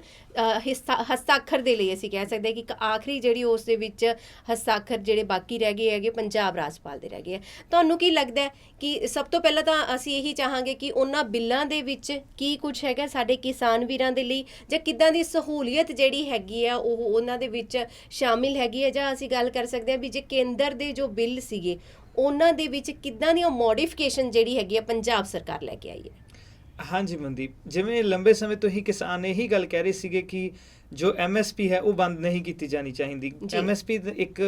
ਮਿਨੀਮਮ ਸਪੋਰਟ ਪ੍ਰਾਈਸ ਜੋ ਹੈ ਉਹ ਕਿਸਾਨਾਂ ਦਾ ਇੱਕੋ ਇੱਕ ਅਧਿਕਾਰ ਹੈ ਤੇ ਉਸ ਦੇ ਉੱਤੇ ਲੱਤ ਨਹੀਂ ਮਾਰਨੀ ਚਾਹੀਦੀ ਅਤੇ ਇਹ ਚੱਲਦੀ ਰਹਿਣੀ ਚਾਹੀਦੀ ਹੈ ਜੀ। ਜਦੋਂ MSP ਦੀ ਗੱਲ ਚੱਲਦੀ ਸੀ ਕੇਂਦਰ ਸਰਕਾਰ ਬਾਰ-ਬਾਰ ਕਹਿ ਰਹੀ ਸੀ ਕਿ ਜਿਹੜੇ ਅਸੀਂ ਆਰਡੀਨੈਂਸ ਲੈ ਕੇ ਆਏ ਹਾਂ ਉਹਨਾਂ ਵਿੱਚੋਂ ਅਸੀਂ MSP ਨਹੀਂ ਹਟਾਵਾਂਗੇ, ਕਿਤੇ ਵੀ ਨਹੀਂ ਲਿਖਿਆ। ਹੁਣ ਪੰਜਾਬ ਵਿਧਾਨ ਸਭਾ ਵਿੱਚ ਪੰਜਾਬ ਸਰਕਾਰ ਨੇ ਇਹੀ ਬਿੱਲ ਪਾਸ ਕੀਤਾ ਹੈ ਕਿ ਜਿਹੜਾ ਵੀ ਕੋਈ MSP ਦੇ ਰੇਟਾਂ ਤੋਂ ਘੱਟ ਰੇਟ ਤੇ ਫਸਲ ਖਰੀਦੇਗਾ ਉਸ ਨੂੰ 3 ਸਾਲ ਤੱਕ ਦੀ ਕੈਦ ਦੀ ਸਜ਼ਾ ਵੀ ਸੁਣਾਈ ਜਾਵੇਗੀ। ਇਹ ਬਹੁਤ ਹੀ ਵਧੀਆ ਤੇ ਸ਼ਲਾਘਾਯੋਗ ਕਦਮ ਹੈ ਜੋ ਪੰਜਾਬ ਸਰਕਾਰ ਨੇ ਅਤੇ ਹੋਰ ਵੀ ਜਿੰਨੇ ਵੀ ਰਾਜਨੀਤਿਕ ਪਾਰਟੀਆਂ ਸੀਗੀਆਂ ਸਾਰਿਆਂ ਨੇ ਬਹੁਮਤ ਨਾਲ ਇਸ ਬਿੱਲ ਨੂੰ ਪਾਸ ਕੀਤਾ। ਸਾਰੇ ਹੀ ਰਾਜਨੀਤਿਕ ਦਲ, ਸਾਰੇ ਹੀ ਰਾਜਨੀਤਿਕ ਆਗੂ ਕਿਸਾਨਾਂ ਦੇ ਹੱਕ ਵਿੱਚ ਆ ਕੇ ਇਕਜੁੱਟ ਹੋ ਕੇ ਖੜੇ ਹੋਏ ਅਤੇ ਉਹਨਾਂ ਨੇ ਕਿਸਾਨਾਂ ਦਾ ਸਾਥ ਦਿੱਤਾ। ਜਿਹੜਾ ਇੱਕ ਹੋਰ ਬਹੁਤ ਵੱਡੀ ਗੱਲ ਸੀਗੀ ਕਿ ਜੋ ਕੰਟਰੈਕਟ ਬੇਸਡ ਫਾਰਮਿੰਗ ਹੋਏਗੀ ਜੀ। ਉਸ ਦੇ ਤਹਿਤ ਜੋ ਕੰਟਰੈਕਟ ਬੇਸਡ ਫਾਰਮਿੰਗ ਦੇ ਵਿੱਚ ਛੋਟੇ ਕਿਸਾਨ ਨੇ ਜਿਨ੍ਹਾਂ ਕੋਲ 2.5 ਕਿੱਲੇ 5 ਕਿੱਲੇ ਜਾਂ ਇਹਦੂ ਘੱਟ ਜ਼ਮੀਨ ਹੈ, ਉਹਨਾਂ ਦੇ ਹੱਕਾਂ ਵਿੱਚ ਵੀ ਇੱਕ ਪੰਜਾਬ ਸਰਕਾਰ ਬਿੱਲ ਲੈ ਕੇ ਆਈ ਹੈ ਕਿ ਜੋ 2.5 ਕਿੱਲਿਆਂ ਤੋਂ ਘੱਟ ਜਿਨ੍ਹਾਂ ਕੋਲ ਜ਼ਮੀਨ ਹੋਏਗੀ, 2.5 ਜਾਂ ਉਸ ਤੋਂ ਘੱਟ ਕਿੱਲਿਆਂ ਵਾਲਿਆਂ ਦੀ ਜ਼ਮੀਨ ਦੀ ਕੁਰਕੀ ਨਹੀਂ ਹੋਵੇਗੀ। ਅਗਰ ਉਹ ਬੈਂਕ ਤੋਂ ਲਿਆ ਹੋਇਆ ਕਰਜ਼ਾ ਜਾਂ ਕੰਟਰੈਕਟ ਫਾਰਮਿੰਗ ਦੇ ਵਿੱਚ ਲਿਆ ਹੋਇਆ ਕਰਜ਼ਾ ਵਾਪਸ ਨਹੀਂ ਕਰ ਪਾਉਂਦੇ ਤਾਂ ਉਹਨਾਂ ਦੀ ਜ਼ਮੀਨ ਦੀ ਕੁਰਕੀ ਨਹੀਂ ਹੋਵੇਗੀ। ਬਿਲਕੁਲ ਜੀ, ਇੱਕ ਬਹੁਤ ਹੀ, ਜੇਕਰ ਅਸੀਂ ਗੱਲ ਕਰੀਏ, ਇੱਕ ਸ਼ਲਾਘਾਯੋਗ ਕਦਮ ਜਿਹੜਾ ਹੈਗਾ ਪੰਜਾਬ ਸਰਕਾਰ ਨੇ ਚੁੱਕਿਆ ਹੈਗਾ ਕਿਸਾਨਾਂ ਦੇ ਹੱਕ ਦੇ ਵਿੱਚ। MSP ਦਾ ਮੁੱਦਾ ਬਹੁਤ ਹੀ ਪੱਕ ਰਿਹਾ ਸੀ, ਹਰ ਕੋਈ ਕਹਿ ਰਿਹਾ ਸੀ ਕਿ ਸਰਕਾਰ MSP ਦੇ ਉੱਪਰ ਕੁਝ ਵੀ ਨਹੀਂ ਬੋਲ ਰਹੀ ਹੈਗੀ, ਕੇਂਦਰ ਸਰਕਾਰ ਨੇ ਪੂਰੇ ਆਪਣੇ ਹੱਥ ਖਿੱਚ ਲਏ ਹੈ ਕਿ MSP ਦਾ ਕੀ ਬਣੂਗਾ। ਪਰ ਪੰਜਾਬ ਸਰਕਾਰ ਨੇ ਇਹਨਾਂ ਬਿੱਲਾਂ ਦੇ ਜ਼ਰੀਏ ਸਾਬਿਤ ਕਰ ਦਿੱਤਾ ਕਿ MSP ਜੋ ਹੈਗੀ ਆ ਉਹ ਕਿਸਾਨਾਂ ਨੂੰ ਜ਼ਰੂਰ ਮਿਲੇਗੀ। ਮਿਨੀਮਮ ਸਪੋਟ ਪ੍ਰਾਈਸ ਜਿਹੜਾ ਉਹ ਤੈਅ ਕੀਤਾ ਜਾਏਗਾ ਤੇ ਉਸ ਦੇ ਹੀ ਆਧਾਰ ਦੇ ਉੱਪਰ ਜਿਹੜੀ ਹੈਗੀ ਹੈ ਕਿਸੇ ਵੀ ਕਿਸਾਨ ਦੀ ਜਿਹੜੀ ਫਸਲ ਦੀ ਖਰੀਦ ਕੀਤੀ ਜਾਵੇਗੀ। ਤੇ ਨਾਲ ਹੀ ਜੋ ਜ਼ਮੀਨ ਦਾ, ਜਿਸ ਤਰੀਕੇ ਨਾਲ ਗੁਰਵਿੰਦਰ ਨੇ ਦੱਸਿਆ ਕਿ ਜ਼ਮੀਨਾਂ ਦੇ ਹੱਕ ਦੇ ਵਿੱਚ ਵੀ ਇੱਕ ਬਹੁਤ ਵਧੀਆ ਗੱਲ ਹੈਗੀ ਹੈ, ਪਰ ਉਸ ਦੇ ਵਿੱਚ ਅਗਰ ਅਸੀਂ ਤੀਸਰੀ ਗੱਲ ਨੂੰ ਵੀ ਸ਼ਾਮਲ ਕਰ ਲਈਏ ਗੁਰਵਿੰਦਰ, ਇਸ ਦੇ ਵਿੱਚ ਸੀਗਾ ਕਿ ਪਹਿਲਾਂ ਜੋ ਬਿੱਲ ਕੇਂਦਰ ਸਰਕਾਰ ਲੈ ਕੇ ਆਈ ਸੀ ਉਸ ਦੇ ਵਿੱਚ ਇੱਕ ਬਿੱਲ ਸੀਗਾ ਜਿਹਦੇ ਵਿੱਚ ਸਟੋਰੇਜ ਦਾ ਕੁਝ ਗੱਲਾਂ ਕੀਤੀਆਂ ਗਈਆਂ ਸਨ ਕਿ ਜਿਹੜੀਆਂ ਜ਼ਰੂਰੀ ਚੀਜ਼ਾਂ ਹੈਗੀ ਆ ਉਹਨਾਂ ਦੀ ਸਟੋਰੇਜ ਦੀ ਖੁੱਲਾ ਸੱਦਾ ਦਿੱਤਾ ਗਿਆ ਸੀ, ਜਾਂ ਅਸੀਂ ਕਹਿ ਸਕਦੇ ਹਾਂ ਕਿ ਸਟੋਰੇਜ ਨੂੰ ਓਪਨ ਕਰ ਦਿੱਤਾ ਗਿਆ ਸੀ। ਕੋਈ ਵੀ ਕਿੰਨੀ ਵੀ ਕੁਆਂਟੀਟੀ ਦੇ ਵਿੱਚ ਜਿਹੜੀਆਂ ਜ਼ਰੂਰੀ ਵਸਤਾਂ ਹੈਗੀਆਂ ਉਹਨਾਂ ਨੂੰ ਸਟੋਰ ਕਰ ਸਕਦਾ ਹੈਗਾ। ਤਾਂ ਇਸ ਦੇ ਵਿੱਚ ਵੀ ਇੱਕ ਬਦਲਾਵ ਜਿਹੜਾ ਹੈਗਾ ਇਸ ਦੇ ਵਿੱਚ ਸਾਨੂੰ ਨਜ਼ਰ ਆਇਆ। ਹਾਂਜੀ, ਕੇਂਦਰ ਸਰਕਾਰ ਨੇ ਆਪਣੇ ਹੱਥ ਪਿੱਛੇ ਖਿੱਚ ਲਈ ਸੀ ਕਿ ਜੋ ਐਸੈਂਸ਼ੀਅਲ ਕਮੋਡਿਟੀਜ਼ ਐਕਟ ਸੀਗਾ 1955 ਦਾ, ਉਸ ਨੂੰ ਉਹਨਾਂ ਨੇ ਉਸ ਦੇ ਵਿੱਚੋਂ ਜਿਹੜੀਆਂ ਆਪਣੀਆਂ ਖੇਤੀਬਾੜੀ ਨਾਲ ਸੰਬੰਧਿਤ ਫਸਲਾਂ ਸੀਗੀਆਂ ਉਹਨਾਂ ਨੂੰ ਉਸ ਵਿੱਚੋਂ ਕੱਢ ਦਿੱਤਾ ਸੀ ਅਤੇ ਅਨੁਮਤੀ ਦਿੱਤੀ ਸੀ ਕਿ ਜਿੰਨਾ ਵੀ ਚਾਹੇ ਤੁਸੀਂ ਆਪਣਾ ਸਟੋਰੇਜ ਕਰਕੇ ਰੱਖ ਸਕਦੇ ਹੋ ਜੀ। ਪਰ ਪੰਜਾਬ ਸਰਕਾਰ ਨੇ ਇਸ ਵਿੱਚ ਇੱਕ ਸੁਧਾਰ ਕਰਕੇ ਲਿਆਂਦਾ ਹੈ, ਬਿੱਲ ਪਾਸ ਕੀਤਾ ਹੈ ਤੇ ਪੰਜਾਬ ਸਰਕਾਰ ਕਹਿੰਦੀ ਹੈ ਕਿ ਅਸੀਂ ਕੰਟਰੋਲ ਕਰਾਂਗੇ। ਪੰਜਾਬ ਸਰਕਾਰ ਦਾ ਇਸ ਵਿੱਚ ਹੱਥ ਹੋਵੇਗਾ ਕਿ ਕੌਣ ਕਿੰਨੀ ਸਟੋਰੇਜ ਕਰ ਸਕਦਾ ਹੈ ਤੇ ਇਸ ਦੇ ਪਿੱਛੇ ਜਿਹੜਾ ਪੰਜਾਬ ਸਰਕਾਰ ਦਾ ਮਕਸਦ ਹੈ ਉਹ ਇਹੀ ਹੈ ਕਿ ਕਿਸਾਨਾਂ ਦੀ ਲੁੱਟ ਨਾ ਹੋਵੇ ਅਤੇ ਜਿਹੜੀ ਆਮ ਜਨਤਾ ਨੂੰ ਜਿਹੜੀਆਂ ਚੀਜ਼ਾਂ ਮੁਹੱਈਆ ਕਰਾਉਣੀਆਂ ਨੇ, ਜਿਹੜੀਆਂ ਲੋੜਵੰਦ ਚੀਜ਼ਾਂ ਨੇ, ਜਿਵੇਂ ਆਪਾਂ ਕਰੀਏ ਦਾਲਾਂ, ਫਲ ਫਰੂਟ, ਹੋਰ ਸਬਜ਼ੀਆਂ, ਤੇ ਉਹਨਾਂ ਦਾ ਜਿਹੜਾ ਰੇਟ ਹੈ ਉਹ ਵਧਾ ਕੇ ਨਾ ਲਗਾਇਆ ਜਾ ਸਕੇ, ਜੋ ਸਟੋਰੇਜ ਨਾ ਹੋ ਸਕੇ, ਬਲੈਕ ਮਾਰਕੀਟਿੰਗ ਜਿਹਨੂੰ ਆਪਾਂ ਕਹਿ ਦਿੰਦੇ ਆ ਉਹ ਨਾ ਕੀਤੀ ਜਾ ਸਕੇ। ਇਸ ਦੇ ਬਚਾਅ ਲਈ ਪੰਜਾਬ ਸਰਕਾਰ ਨੇ ਇਹ ਬਿੱਲ ਪਾਸ ਕੀਤਾ ਹੈ। ਬਿਲਕੁਲ ਜੀ, ਜਿਸ ਤਰੀਕੇ ਦੇ ਨਾਲ ਅਸੀਂ ਆਪਣੀ ਪਿਛਲੀ ਵੀਡੀਓ ਦੇ ਵਿੱਚ ਵੀ ਗੱਲ ਕੀਤੀ ਸੀ ਕਿ ਅਗਰ ਇਹ ਸਟੋਰੇਜ ਵੱਧਦੀ ਹੈਗੀ ਹੈ ਤਾਂ ਉਸ ਦਾ ਇੱਕ ਬਹੁਤ ਵੱਡਾ ਇਫੈਕਟ ਜਿਹੜਾ ਹੈਗਾ ਆਮ ਜਨਤਾ ਦੇ ਉੱਪਰ ਪਏਗਾ, ਜਿਸ ਦੇ ਨਾਲ ਸਾਨੂੰ ਇਹ ਕਾਫੀ ਖਦਸ਼ਾ ਨਜ਼ਰ ਆ ਰਿਹਾ ਸੀ ਕਿ ਮਹਿੰਗਾਈ ਵੀ ਇਸ ਦੇ ਨਾਲ ਵੱਧ ਸਕਦੀ ਹੈ, ਕਿਉਂਕਿ ਜ਼ਰੂਰੀ ਵਸਤਾਂ ਦੇਖੋ ਹਰ ਘਰ ਦੀ, ਅਸੀਂ ਕਹਿ ਸਕਦੇ ਕਿ ਹਰ ਘਰ ਦੀ ਬੁਨਿਆਦ ਦੇ ਵਿੱਚ ਸ਼ਾਮਲ ਨੇ ਹੈਗੀਆਂ ਨਾ, ਤੇ ਜੇਕਰ ਜ਼ਰੂਰੀ ਵਸਤਾਂ ਹੀ ਮਹਿੰਗੀਆਂ ਹੋ ਜਾਣਗੀਆਂ ਤਾਂ ਮਹਿੰਗਾਈ ਨੇ ਤਾਂ ਆਪੇ ਹੀ ਪਹਿਲਾਂ ਹੀ ਮਹਿੰਗਾਈ ਤਾਂ ਮਨਦੀਪ ਜੀ ਪਹਿਲਾਂ ਹੀ ਬਹੁਤ ਜ਼ਿਆਦਾ ਆਪਾਂ ਦੇਖ ਰਹੇ ਹਾਂ ਕਿ ਆਪਣੇ ਦੇਸ਼ ਵਿੱਚ ਮਹਿੰਗਾਈ ਵੱਧ ਰਹੀ ਹੈ, ਬੇਰੁਜ਼ਗਾਰੀ ਵੱਧ ਰਹੀ ਹੈ। ਇਹ ਸਾਰੀਆਂ ਚੀਜ਼ਾਂ ਦਾ ਇੱਕੋ ਹੀ ਸਿੱਟਾ ਸੀ ਕਿ ਜਦੋਂ ਸਟੋਰੇਜ ਦੀ ਕੋਈ ਲਿਮਿਟ ਨਹੀਂ, ਜਦੋਂ ਪ੍ਰਾਈਵੇਟ ਸੈਕਟਰ, ਕਾਰਪੋਰੇਟ ਸੈਕਟਰ ਕੋਲ ਸਟੋਰੇਜ ਕਰਨ ਦਾ ਰਾਈਟਸ ਨੇ ਕਿ ਉਹ ਕਿੰਨਾ ਵੀ ਜਿਹੜਾ ਫਸਲਾਂ ਨੇ ਜਾਂ ਹੋਰ ਖੇਤੀਬਾੜੀ ਨਾਲ ਸੰਬੰਧਿਤ ਸੀਰੀਅਲਸ ਨੇ ਆਪਣੇ ਕੋਲ ਉਹ ਸਟੋਰ ਕਰਕੇ ਰੱਖ ਸਕਦੇ ਨੇ, ਤਾਂ ਆਮ ਸਿੱਧੀ ਜੀ ਗੱਲ ਹੈ ਕਿ ਜਿਹੜਾ ਲੋਡ ਸੀਗਾ ਉਹ ਆਮ ਪਬਲਿਕ ਤੇ ਹੀ ਪੈਣਾ ਸੀ ਆ ਕੇ। ਤਾਂ ਇਸ ਲਈ ਪੰਜਾਬ ਸਰਕਾਰ ਨੇ ਇੱਕ ਬਹੁਤ ਵਧੀਆ ਕਦਮ ਚੱਕਿਆ, ਆਮ ਲੋਕਾਂ ਦੇ, ਆਮ ਪਬਲਿਕ ਦੇ, ਕਿਸਾਨਾਂ ਦੇ, ਸਾਰਿਆਂ ਦੇ ਹੱਕ ਵਿੱਚ ਇਹ ਬਿੱਲ ਲੈ ਕੇ ਆਈ ਹੈ। ਬਿਲਕੁਲ। ਤੇ ਜੇਕਰ ਅਸੀਂ ਚੌਥੇ ਬਿੱਲ ਦੀ ਗੱਲ ਕਰੀਏ ਤਾਂ ਉਸ ਦੀਆਂ ਸ਼ਰਤਾਂ ਸਾਨੂੰ ਕੀ ਕਹਿੰਦੀਆਂ ਹੈਗੀਆਂ, ਉਸ ਦੇ ਵਿੱਚ ਕਿੱਦਾਂ ਦਾ ਬਦਲਾਵ ਸਾਨੂੰ ਨਜ਼ਰ ਆ ਰਿਹਾ? ਹਾਂਜੀ ਮਨਦੀਪ ਜੀ, ਚੌਥਾ ਬਿੱਲ ਵੀ ਜਿਹੜਾ ਹੈਗਾ ਉਹ MSP ਨਾਲ ਹੀ ਰਿਲੇਟਡ ਹੈ। ਇਹਨਾਂ ਨੇ ਇਹੀ ਗੱਲ ਕਹੀ ਹੈ, ਜਿਹੜੇ ਪਹਿਲੇ ਦੋ ਬਿੱਲ ਸੀਗੇ ਉਹ MSP ਨਾਲ ਰਿਲੇਟਡ ਹੀ ਨੇ ਕਿ ਜੇ ਕੋਈ ਕੰਟਰੈਕਟ ਫਾਰਮਿੰਗ, ਜਿਹੜਾ ਕਿ ਕੇਂਦਰ ਸਰਕਾਰ ਦੇ ਆਰਡੀਨੈਂਸ ਵਿੱਚ ਹੈ ਕਿ ਕੰਟਰੈਕਟ ਫਾਰਮਿੰਗ ਹੋਏਗੀ ਤੇ ਜੋ ਵੀ ਕਾਰਪੋਰੇਟ ਸੈਕਟਰ ਦਾ ਹੋਏਗਾ, ਕੰਟਰੈਕਟਰ ਹੋਏਗਾ, ਉਹ ਫਸਲ ਦਾ ਮੁੱਲ ਤੈਅ ਕਰੇਗਾ ਅਤੇ ਉਹ ਦੇਣਾ ਪਏਗਾ। ਇਸ ਦੇ ਵਿੱਚ ਵੀ ਉਹਨਾਂ ਨੇ ਇਹੀ ਕਿਹਾ ਕਿ ਜੋ ਵੀ ਮੁੱਲ ਹੋਏਗਾ ਉਹ MSP ਤੋਂ ਘੱਟ ਨਹੀਂ ਹੋ ਸਕਦਾ, MSP ਤੋਂ ਵੱਧ ਮੁੱਲ ਕਿਸਾਨ ਦੀ ਫਸਲ ਦਾ ਲਗਾਉਣਾ ਪਏਗਾ, ਉਹ ਮੁੱਲ ਦੇਣਾ ਪਏਗਾ। ਜੇ ਇਹਨਾਂ ਦੀ ਅਦਾਇਗੀ ਨਹੀਂ ਹੁੰਦੀ ਤਾਂ ਫਿਰ ਉਹਨਾਂ ਨੂੰ 3 ਸਾਲ ਤੱਕ ਦੀ ਸਜ਼ਾ ਵੀ ਹੋ ਸਕਦੀ ਹੈ ਜੀ। ਤਾਂ ਇੱਕ ਸ਼ਲਾਘਾਯੋਗ ਕਦਮ ਕਹਿ ਸਕਦੇ ਹਾਂ ਅਸੀਂ, ਜਾਂ ਅਸੀਂ ਕਹੀਏ ਕਿ ਇੱਕ ਬਹੁਤ ਵੱਡਾ ਬਦਲਾਵ ਜਿਹੜਾ ਹੈਗਾ ਕੱਲ ਸਾਨੂੰ ਨਜ਼ਰ ਆਇਆ ਕਿ ਪੰਜਾਬ ਸਰਕਾਰ ਨੇ ਵਿਧਾਨ ਸਭਾ ਇਜਲਾਸ ਦੇ ਵਿੱਚ ਜਿਹੜੇ 4 ਨਵੇਂ ਖੇਤੀ ਕਾਨੂੰਨ ਪਾਸ ਕੀਤੇ ਆ ਕਿਸਾਨਾਂ ਦੇ ਹੱਕ ਵਿੱਚ, ਆਮ ਜਨਤਾ ਦੇ ਪੱਖ ਦੇ ਵਿੱਚ। ਤਾਂ ਉਸ ਤੋਂ ਕਿਸਾਨ ਜਥੇਬੰਦੀਆਂ, ਜਾਂ ਅਸੀਂ ਕਹੀਏ ਕਿ ਜਿਹੜਾ ਇਹ ਸੰਘਰਸ਼ ਹੈਗਾ ਕਿਸਾਨ ਜਥੇਬੰਦੀਆਂ ਨੇ ਗੁਰਵਿੰਦਰ ਕਿਹਾ ਕਿ ਅਸੀਂ ਸਰਕਾਰ ਦੇ ਨਾਲ ਹੈਗੇ ਆ। ਤਾਂ ਬਾਰ-ਬਾਰ ਜਿਸ ਤਰੀਕੇ ਨਾਲ ਗੱਲ ਹੋ ਰਹੀ ਸੀ ਕਿ ਪਹਿਲਾਂ ਕਾਂਗਰਸ ਸਰਕਾਰ ਕਹਿ ਰਹੀ ਸੀ, ਕੈਪਟਨ ਸਾਹਿਬ ਕਹਿ ਰਹੇ ਸੀ ਕਿ ਜੇਕਰ ਕੇਂਦਰ ਸਰਕਾਰ ਕਿਸਾਨਾਂ ਦੇ ਹੱਕ ਦੇ ਵਿੱਚ ਕੋਈ ਫੈਸਲਾ ਨਹੀਂ ਕਰਦੀ ਤਾਂ ਮੈਂ ਆਪਣੀ ਪਦਵੀ ਤੋਂ ਅਸਤੀਫਾ ਵੀ ਦੇ ਸਕਦਾ। ਪਰ ਜਦੋਂ ਕੱਲ ਇਹ ਬਿੱਲ ਪਾਸ ਹੋਈ ਤਾਂ ਉਸ ਤੋਂ ਬਾਅਦ ਕਿਸਾਨ ਜਥੇਬੰਦੀਆਂ ਨੇ ਵੀ ਇਹ ਕਈ ਵਾਰੀ ਟਵੀਟ ਵੀ ਕੀਤਾ ਉਹਨਾਂ ਨੇ, ਤੇ ਬਹੁਤ ਸਾਰੇ ਸੋਸ਼ਲ ਸਾਈਟਸ ਦੇ ਉੱਪਰ ਅਸੀਂ ਦੇਖਿਆ ਕਿ ਮੈਸੇਜ ਵੀ ਆਏ ਕਿ ਕਿਸਾਨ ਜਥੇਬੰਦੀਆਂ ਨੇ ਕਿਹਾ ਕਿ ਅਸੀਂ ਸਰਕਾਰ ਦੇ ਨਾਲ ਹਾਂ ਜੀ। ਉਹੀ ਗੱਲ ਮਨਦੀਪ ਜੀ, ਪਿਛਲੇ ਲੰਮੇ ਸਮੇਂ ਤੋਂ ਹੀ ਕਾਂਗਰਸ ਸਰਕਾਰ ਲਗਾਤਾਰ ਇਹ ਗੱਲ ਕਹਿ ਰਹੀ ਸੀ ਕਿ ਅਸੀਂ ਕਿਸਾਨਾਂ ਦੇ ਹੱਕ ਵਿੱਚ ਖੜੇ ਹਾਂ, ਕਿਸਾਨਾਂ ਦੇ ਨਾਲ ਖੜੇ ਹਾਂ, ਅਸੀਂ ਇਸ ਮੁਸੀਬਤ ਵਿੱਚ ਕਿਸਾਨਾਂ ਦਾ ਸਾਥ ਦੇ ਰਹੇ ਹਾਂ। ਜੀ। ਪਰ ਜਦੋਂ ਉਹੀ ਗੱਲ ਹੈ ਕਿ ਕਹਿਣ ਦੀ ਗੱਲ ਹੋਰ ਹੁੰਦੀ ਹੈ ਤੇ ਕਰਨ ਦੀ ਹੋਰ ਹੁੰਦੀ ਹੈ, ਪਰ ਇਸ ਵਾਰ ਕਾਂਗਰਸ ਸਰਕਾਰ ਨੇ, ਪੰਜਾਬ ਸਰਕਾਰ ਨੇ ਜੋ ਕਿਹਾ ਉਹ ਕਰਕੇ ਦਿਖਾਇਆ। ਜੀ। ਪੰਜਾਬ, ਮੈਂ ਤੁਹਾਨੂੰ ਦੱਸ ਦਿੰਦਾ ਇੱਥੇ ਕਿ ਪੰਜਾਬ ਪੂਰੇ ਭਾਰਤ ਵਿੱਚ ਪਹਿਲਾ ਸੂਬਾ ਬਣ ਗਿਆ ਜਿਸ ਨੇ ਕਿਸਾਨ ਜਿਹੜੇ ਇਹ ਖੇਤੀ ਆਰਡੀਨੈਂਸ ਬਿੱਲ ਕੇਂਦਰ ਸਰਕਾਰ ਲੈ ਕੇ ਆਈ ਸੀ ਉਹਨਾਂ ਦਾ ਵਿਰੋਧ ਕੀਤਾ ਤੇ ਡਟ ਕੇ ਵਿਰੋਧ ਕੀਤਾ। ਤੇ ਇਹ ਇੱਕ, ਜਿਵੇਂ ਆਪਾਂ ਕਹਿੰਦੇ ਹੁੰਦੇ ਕਿ ਕਾਨੂੰਨਨ ਜਿੱਤ ਹੈ, ਕਾਨੂੰਨਨ ਲੜਾਈ ਲੜ ਕੇ ਜਿੱਤ ਪ੍ਰਾਪਤ ਕੀਤੀ ਹੈ, ਇਹ ਬਿੱਲ ਪਾਸ ਕੀਤੇ ਹੈ। ਹੁਣ ਦੇਖਣਾ ਹੋਏਗਾ ਕਿ ਜੋ ਪੰਜਾਬ ਦੇ ਰਾਜਪਾਲ ਨੇ ਕੀ ਉਹ ਇਸ ਤੇ ਹਸਤਾਖਰ ਕਰਕੇ ਇਹਨਾਂ ਨੂੰ ਕਾਨੂੰਨ ਦਾ ਰੂਪ ਦਿੰਦੇ ਨੇ ਜਾਂ ਫਿਰ ਉਸ ਦੇ ਵਿੱਚ ਵੀ ਪੰਜਾਬ ਸਰਕਾਰ ਨੂੰ ਕੋਈ ਹੋਰ ਲੜਾਈ ਲੜਨੀ ਪਵੇਗੀ। ਬਿਲਕੁਲ ਗੁਰਵਿੰਦਰ, ਇੱਥੇ ਵੀ ਫਿਰ ਉਹੀ ਦੋ ਗੱਲਾਂ ਅਸੀਂ ਕਹਿ ਦਈਏ ਕਿ ਹੋ ਰਹੀਆਂ, ਕਿਉਂਕਿ ਸੁਣਨ ਦੇ ਵਿੱਚ ਆਇਆ ਹੈਗਾ, ਜਿਸ ਤਰੀਕੇ ਨਾਲ ਅਸੀਂ ਗੱਲ ਕਰੀਏ ਕਿ ਪੰਜਾਬ ਦੇ ਜੋ ਰਾਜਪਾਲ ਹੈਗੇ ਉਹ ਕਹਿੰਦੇ ਜੀ ਭਾਜਪਾ ਦੇ ਨਾਲ ਸੰਬੰਧ ਰੱਖਦੇ ਆ, ਤਾਂ ਹੋ ਸਕਦਾ ਹੈ ਕਿ ਇਹਨਾਂ ਬਿੱਲਾਂ ਨੂੰ ਜਿਹੜੀ ਹੈਗੀ ਹੈ ਰਾਜਪਾਲ ਜੀ ਪ੍ਰਵਾਨਗੀ ਨਾ ਦੇਣ। ਤਾਂ ਉਹੀ ਗੱਲ ਹੈ ਮਨਦੀਪ ਜੀ, ਇੱਥੇ ਮੈਂ ਸੁਣ ਥੋੜਾ ਰੋਕ ਦੇਣਾ। ਜਿਹੜਾ ਪੰਜਾਬ ਵਿਧਾਨ ਸਭਾ ਇਜਲਾਸ ਹੋਇਆ ਉਸ ਦੇ ਵਿੱਚ ਵੀ ਸਾਰੀਆਂ ਪਾਰਟੀਆਂ ਨੇ ਸ਼ਮੂਲੀਅਤ ਕੀਤੀ, ਸਾਰੀਆਂ ਪਾਰਟੀਆਂ ਨੇ ਸਾਥ ਦਿੱਤਾ, ਪਰ ਜੋ ਭਾਜਪਾ ਦੇ 2 ਐਮਐਲਏ ਸੀਗੇ ਉਹਨਾਂ ਨੇ ਇਸ ਦਾ ਬਾਈਕਾਟ ਕੀਤਾ ਅਤੇ ਉਹਨਾਂ ਨੇ ਇਹ ਇਜਲਾਸ ਅਟੈਂਡ ਹੀ ਨਹੀਂ ਕੀਤਾ। ਤਾਂ ਇੱਥੋਂ ਪਤਾ ਲੱਗਦਾ ਕਿ ਭਾਜਪਾ ਦਾ ਜਿਹੜਾ ਰੁਖ ਹੈ ਉਹ ਹਜੇ ਵੀ ਕਿਸਾਨ ਵਿਰੋਧੀ ਹੈ ਤੇ ਉਹ ਹਜੇ ਵੀ ਜਿਹੜੇ ਇਹ ਬਿੱਲ ਨੇ ਇਹਨਾਂ ਦੇ ਹੱਕ ਵਿੱਚ ਨਹੀਂ ਖੜੇ, ਅਤੇ ਹੋ ਸਕਦਾ ਹੈ ਕਿ ਜਿਹੜੇ ਪੰਜਾਬ ਦੇ ਰਾਜਪਾਲ ਨੇ ਉਹ ਇਹਨਾਂ ਨੂੰ ਇਹ ਜੋ ਬਿੱਲ ਪਾਸ ਹੋਏ ਨੇ ਇਹਨਾਂ ਉੱਤੇ ਹਸਤਾਖਰ ਨਾ ਕਰਨ ਅਤੇ ਇਹਨਾਂ ਨੂੰ ਕਾਨੂੰਨ ਨਾ ਬਣਾਉਣ। ਬਿਲਕੁਲ ਜੀ, ਹੋ ਸਕਦਾ ਹੈ ਕਿ ਕਿਤੇ ਜਿਹੜੀ ਕਿਸਮਤ ਹੈ ਫਿਰ ਕਿਤੇ ਹੋ ਸਕਦਾ ਸਾਡੀ ਪਲਟ ਜੇ, ਤੇ ਜੇਕਰ ਪੰਜਾਬ ਦੇ ਰਾਜਪਾਲ ਉਹਨਾਂ ਬਿੱਲਾਂ ਦੇ ਉੱਪਰ ਹਸਤਾਖਰ ਨਹੀਂ ਕਰਦੇ ਤਾਂ ਫਿਰ ਇੱਕ ਵਾਰ ਸਾਨੂੰ ਇੱਕ ਕਾਨੂੰਨੀ ਲੜਾਈ ਜਾਂ ਕਾਨੂੰਨੀ ਦਾਅਪੇਚ ਦੇ ਵਿੱਚ ਜਿਹੜੀ ਹੈਗੀ ਹੈ ਸਾਡੀ ਸਰਕਾਰ ਨੂੰ ਅੱਗੇ ਵਧਣਾ ਪਏਗਾ, ਕਿਉਂਕਿ ਉਹ ਕਹਿੰਦੇ ਕਿ ਅਸੀਂ ਹਰ ਇੱਕ ਚੁਣੌਤੀ ਦੇ ਲਈ ਹੁਣ ਤਿਆਰ ਆ, ਕਿਉਂਕਿ ਜੇਕਰ ਸਾਡਾ ਕਿਸਾਨ ਜਿਹੜਾ ਸਾਰੇ ਪੂਰੇ ਭਾਰਤ ਦਾ ਜਿਹੜਾ ਅੰਨਦਾਤਾ ਜਦੋਂ ਉਹੀ ਰੋਡਸ ਦੇ ਉੱਪਰ ਬੈਠਾ ਹੈਗਾ ਤਾਂ ਫਿਰ ਅਸੀਂ ਜਿਹੜਾ ਹੈਗਾ ਸਰਕਾਰ ਬਣਾ ਕੇ ਵੀ ਕੀ ਕਰਾਂਗੇ ਜੀ। ਤਾਂ ਇਸ ਦੇ ਨਾਲ ਗੁਰਵਿੰਦਰ, ਜਿਵੇਂ ਪਿਛਲੇ ਹਫ਼ਤੇ ਦੀਆਂ ਜੋ ਹੋਰ ਗਤੀਵਿਧੀਆਂ ਸੀਗੀਆਂ ਜਿਸ ਤਰੀਕੇ ਨਾਲ ਕੇਂਦਰ ਸਰਕਾਰ ਨੇ ਜਿਹੜਾ ਕਿਸਾਨਾਂ ਨੂੰ ਬੁਲਾਇਆ ਸੀਗਾ, ਤਾਂ ਕਿਸਾਨਾਂ ਨੂੰ ਇੱਕ ਮੀਟਿੰਗ ਦੇ ਲਈ, ਕਿਸਾਨ ਜਥੇਬੰਦੀਆਂ ਨੂੰ ਜਾਂ ਅਸੀਂ ਕਹਿ ਸਕਦੇ ਕਿ ਗੱਲ ਕਰਨ ਦੇ ਉਦੇਸ਼ ਦੇ ਨਾਲ ਜਿਹੜੀ ਕੇਂਦਰ ਸਰਕਾਰ ਨੇ ਉਹਨਾਂ ਨੂੰ ਬੁਲਾਇਆ ਸੀ ਕਿ ਉਹਨਾਂ ਨੂੰ ਇਹ ਸੀ ਕਿ ਕੋਈ ਵਿਚਲਾ ਜੋ ਰਸਤਾ ਹੈਗਾ ਸ਼ਾਇਦ ਉਹ ਕੇਂਦਰ ਸਰਕਾਰ ਕੱਢ ਸਕੇ, ਪਰ ਉਹ ਜਿਹੜੀ ਮੀਟਿੰਗ ਸੀ ਉਹ ਵੀ ਬੇਸਿੱਟਾ ਰਹੀ। ਉਸ ਤੋਂ ਬਾਅਦ ਦੀਆਂ ਜਿਹੜੀਆਂ ਹੋਰ ਗਤੀਵਿਧੀਆਂ ਸਾਨੂੰ ਸਾਹਮਣੇ ਆਈਆਂ, ਜਿਸ ਤਰੀਕੇ ਨਾਲ ਕਿਸੇ ਭਾਜਪਾ, ਜਿਸ ਆਪਾਂ ਪਿਛਲੀ ਵੀਡੀਓ ਦੇ ਵਿੱਚ ਜਿਵੇਂ ਜ਼ਿਕਰ ਕੀਤਾ ਸੀ ਕਿ ਭਾਜਪਾ ਦੇ ਇੱਕ ਲੀਡਰ ਅਸ਼ਵਨੀ ਸ਼ਰਮਾ ਜੀ ਦੇ ਉੱਪਰ ਇੱਕ ਅਟੈਕ ਕੀਤਾ, ਹਮਲਾ ਕੀਤਾ ਗਿਆ ਸੀਗਾ। ਤਾਂ ਉਸ ਹਮਲੇ ਦੇ ਸੰਦਰਭ ਦੇ ਵਿੱਚ ਵੀ ਬਹੁਤ ਸਾਰੀਆਂ ਵੀਡੀਓਜ਼, ਜਿਸ ਤਰੀਕੇ ਨਾਲ ਰਵਨੀਤ ਬਿੱਟੂ ਜੀ ਨੇ ਬਿਆਨ ਦਿੱਤਾ ਸੀ, ਕਾਂਗਰਸ ਦੇ ਇੱਕ ਲੀਡਰ ਰਵਨੀਤ ਬਿੱਟੂ ਜੀ ਦਾ ਇਹ ਬਿਆਨ ਸੀ ਕਿ ਹਾਂ ਠੀਕ ਹੈ ਕਿ ਉਹ ਜਿਹੜਾ ਹਮਲਾ ਹੈਗਾ ਉਹ ਮੈਂ ਕਰਵਾਇਆ ਹੈਗਾ। ਤਾਂ ਬਹੁਤ ਸਾਰੀਆਂ ਇਹੋ ਜਿਹੀਆਂ ਗਤੀਵਿਧੀਆਂ ਸਾਨੂੰ ਨਜ਼ਰ ਆਈਆਂ। ਤਾਂ ਹੁਣ ਇੱਕ ਮਸਲਾ ਹੋਰ ਜੋ ਭਖਦਾ ਨਜ਼ਰ ਆ ਰਿਹਾ ਉਹਦੇ ਵਿੱਚ ਇਹ ਹੈਗਾ ਵੀ ਜਿਹੜਾ ਕਿਸਾਨਾਂ ਦਾ ਇਹ ਅੰਦੋਲਨ ਹੈ, ਅੰਦੋਲਨ ਦੇ ਰਾਹ ਦੇ ਵਿੱਚ ਇੱਕ ਜਿਹੜਾ ਰੇਲ ਰੋਕੋ ਅੰਦੋਲਨ ਜਾਂ ਰੇਲਾਂ ਅਸੀਂ ਰੋਕ ਰੱਖੀਆਂ ਹੈਗੀਆਂ, ਸਾਡੇ ਕਿਸਾਨ ਵੀਰਾਂ ਨੇ ਜੋ ਰੇਲਾਂ ਰੋਕ ਰੱਖੀਆਂ ਹੈਗੀਆਂ, ਤਾਂ ਉਸ ਦੇ ਵਿੱਚ ਸਰਕਾਰ ਬਾਰ-ਬਾਰ ਇੱਕ ਚੀਜ਼ ਕਹਿ ਰਹੀ ਹੈ ਕਿ ਜੀ ਬਿਜਲੀ ਜਿਹੜੀ ਹੈਗੀ ਹੈ ਸਾਡੇ ਕੋਲ ਕੋਲਾ ਨਹੀਂ ਹੈਗਾ, ਹੋ ਸਕਦਾ ਟੋਟਲ ਬਲੈਕ ਆਊਟ ਹੋ ਜਾਵੇ, ਜਾਂ ਯੂਰੀਆ ਖਾਦ ਦੀ ਜਿਵੇਂ ਆਪਾਂ ਪਹਿਲਾਂ ਗੱਲ ਕੀਤੀ ਸੀ ਕਿ ਯੂਰੀਆ ਖਾਦ ਨਹੀਂ ਪਹੁੰਚ ਰਹੀ। ਹੁਣ ਇਹੋ ਜਿਹੀਆਂ ਜਿਹੜੀਆਂ ਸਾਰੀਆਂ ਗੱਲਾਂ ਹੈਗੀਆਂ ਇਹ ਪੂਰੀ ਤਰੀਕੇ ਦੇ ਨਾਲ ਇੱਕ ਅਸੀਂ ਕਹਿ ਸਕਦੇ ਵੀ ਕੇਂਦਰ ਦੇ ਅਗੇਂਸਟ ਅਸੀਂ ਸਾਰੇ ਹੋ ਗਏ ਹਾਂ। ਯਾਨੀ ਕਿ ਪੰਜਾਬ ਸਰਕਾਰ ਦੀ ਗੱਲ ਕਰੀਏ, ਪੰਜਾਬ ਦੀ ਗੱਲ ਕਰੀਏ ਤਾਂ ਪੰਜਾਬ ਇੱਕ ਇਹੋ ਜਿਹਾ ਸੂਬਾ ਬਣ ਗਿਆ ਜਿਹੜਾ ਅਸੀਂ ਕਹੀਏ ਵੀ ਕੇਂਦਰ ਸਰਕਾਰ ਦੇ ਟੋਟਲੀ ਬਗਾਵਤ ਦੇ ਵਿੱਚ ਆ ਗਿਆ। ਤੁਹਾਨੂੰ ਕਿਵੇਂ, ਤੁਸੀਂ ਇਸ ਪੱਖ ਤੋਂ ਕੀ ਨਜ਼ਰੀਆ ਰੱਖਦੇ ਹੋ? ਹਾਂਜੀ ਮਨਦੀਪ, ਜਿਵੇਂ ਆਪਾਂ ਦੇਖਿਆ ਕਿ ਕੇਂਦਰ ਸਰਕਾਰ ਨੇ ਵੱਖ-ਵੱਖ ਮੀਟਿੰਗਾਂ ਬੁਲਾਈਆਂ ਸੀ, ਪਰ ਉਹਦਾ ਇੱਕ ਮਕਸਦ ਸੀ। ਕੇਂਦਰ ਸਰਕਾਰ ਸ਼ੁਰੂ ਤੋਂ ਹੀ ਇਹ ਗੱਲ ਕਹਿੰਦੀ ਆ ਰਹੀ ਹੈ ਕਿ ਅਸੀਂ ਆਓ ਬੈਠ ਕੇ ਗੱਲ ਕਰਦੇ ਹਾਂ, ਸਾਨੂੰ ਅਸੀਂ ਸਮਝਾਉਂਦੇ ਹਾਂ ਕਿ ਇਹ ਜੋ ਬਿੱਲ ਪਾਸ ਹੋਏ ਨੇ, ਜੋ ਆਰਡੀਨੈਂਸ ਲੈ ਕੇ ਆਈ ਹੈ ਕੇਂਦਰ ਸਰਕਾਰ, ਇਹ ਕਿਵੇਂ ਕਿਸਾਨਾਂ ਦੇ ਹੱਕ ਵਿੱਚ ਨੇ। ਉਹਨਾਂ ਨੇ ਕਿਤੇ ਵੀ ਇਹ ਗੱਲ ਨਹੀਂ ਕਿਹਾ ਕਿ ਤੁਸੀਂ ਆਓ ਤੇ ਸਾਨੂੰ ਸਮਝਾਓ ਇਹ ਕਿਸਾਨਾਂ ਦੇ ਹੱਕ ਵਿੱਚ ਕਿਵੇਂ ਨਹੀਂ ਹਨ। ਇੱਥੋਂ ਆਪਾਂ ਨੂੰ ਪਤਾ ਲੱਗਦਾ ਕਿ